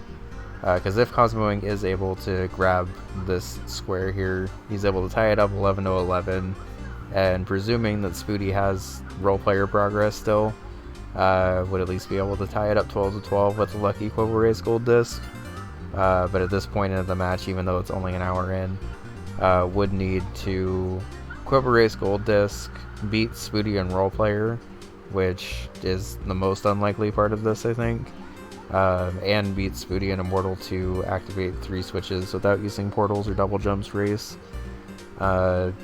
If Spoody didn't have the previous progress from Divers and a little bit of progress from Valbrace, this would have been a little bit more in Cosmo Wing's favor for a potential comeback here. But even though he is able to grab a Quibble Race Gold Disc eventually and starts to work on Mortal 2, Spoody's just able to kind of chill in Divers and level up as much as he needs to be able to grab the 13-11 win. And with that, we're finally through A tier week 1. It's 10 o'clock. Yep. Whoops. That is true that Spoody had a banked level of progress from Mortal 1 and earlier in the game, and that ended up actually being pretty huge. So to show this off one more time before we wrap up to anyone who came in late, this is the new stats doc that I'm working on with Frank and Zachary and a couple of other people. It is currently tracking every single goal that has a VOD linked on UFO50.bingo. So if you're a caster that has unlinked matches, once you link those matches, they'll get pulled into the stats automatically, which are all pulling from Frank's stuff over here. Who's Frank? Frank is the unquestioned greatest UFO 50 helper ever. He developed UFO50.bingo and has developed literally everything that we've ever needed for bingo. And was also a pretty good bingo player himself season 1 before family stuff ended up getting more in the way. But we were able to work through the data to be able to show off the most completed games, I guess, in week 1 and the start of week 2. Shoutouts to Bug Hunter and Hyper Contender for taking the leading spots here. We have, perhaps unsurprising, Valbrace, Barbuda, Bushido Ball, Mortal 2 after that. A little surprised to see Paint Chase up this high, but shoutouts to Bingo League for getting good at Paint Chase over the season to make those goals faster and stuff. Quibble Race all the way up in the top 10 after last season is pretty wild. Where's Quibble Race? So just scrolling through, we have our average games down here. A little surprising to see Pin Golf in the average games, but I think the goals for that got harder this season. And then looking down at the bottom of the list, poor Avianos is just chilling down here with only 2 goals completed that are logged. Pilot Quest, Combatants, Star Wasper, Ninpek, Zoldath, Overbold. All games that I think you would expect to kind of see more at the bottom, either in terms of these games are hard and I don't want to play them, or these games are bait and I don't want to play them. But yeah, as we go through the season, I'll kind of show off more and more of these stats, especially as we start to develop more of them. But we have individual game stats as well as the goals that are completed by tier. We have weekly stats, so if we want to look at how many goals were completed in week 1 compared to week 2 or whatever, we have that. We have the start of player stats, which currently are just counting how many goals the players have done, but hopefully have more than that as we go on. We have some stats for the individual goals, so we can count how many times the goals have been done and hopefully track data on that too. And then the actual data itself that's getting pulled from Frank's UFO50.bingo polls sessions. Shoutouts to Bingo League for getting good. True. Alrighty, so I guess with that, we are officially done with the A tier recap, and I guess I'm officially done with my recap for tonight, because it's already 10 o'clock and I've been live for almost 4 hours, and ain't no goddamn way I have time for other tiers tonight. So thank y'all for hanging out tonight. We will be back at least one more time this week, if not more, to try to recap the rest of week 1. Thank y'all for hanging out. Thank you all for being here. I guess one more reminder to anyone who happened to be lurking and is just popping in now. UFO 50 Bingo is interested in Monday Night Bingo help. If you are interested in helping, please let me know in Discord, because we can definitely use people to jot down notes for games. Please help us. It's true. We do need the help. As you can tell by me kind of just sitting and watching most of the A-tier games tonight, since I was the one that recapped most of A-tier, and then also didn't really give myself the best notes to actually recap the games quickly, apparently. These games are interesting, and I want to make sure we're capturing everything while also still kind of like getting through them in a timely manner. If you guys happen to have any ideas for stats and stuff, we can try to work those in too. Frank seems pretty interested in helping us do whatever we need to do to track stuff on the back end, so yeah, thanks for hanging out tonight, everyone.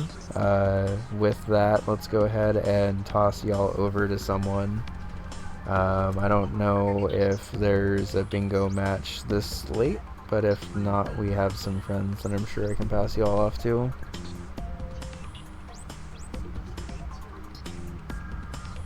Oh, unless my laptop just... okay. I was like, unless my laptop decides to freeze right now. Okay, so we are the only UFO 50 stream right now, which is fine. Oh. In that case, we are likely going to raid out of UFO 50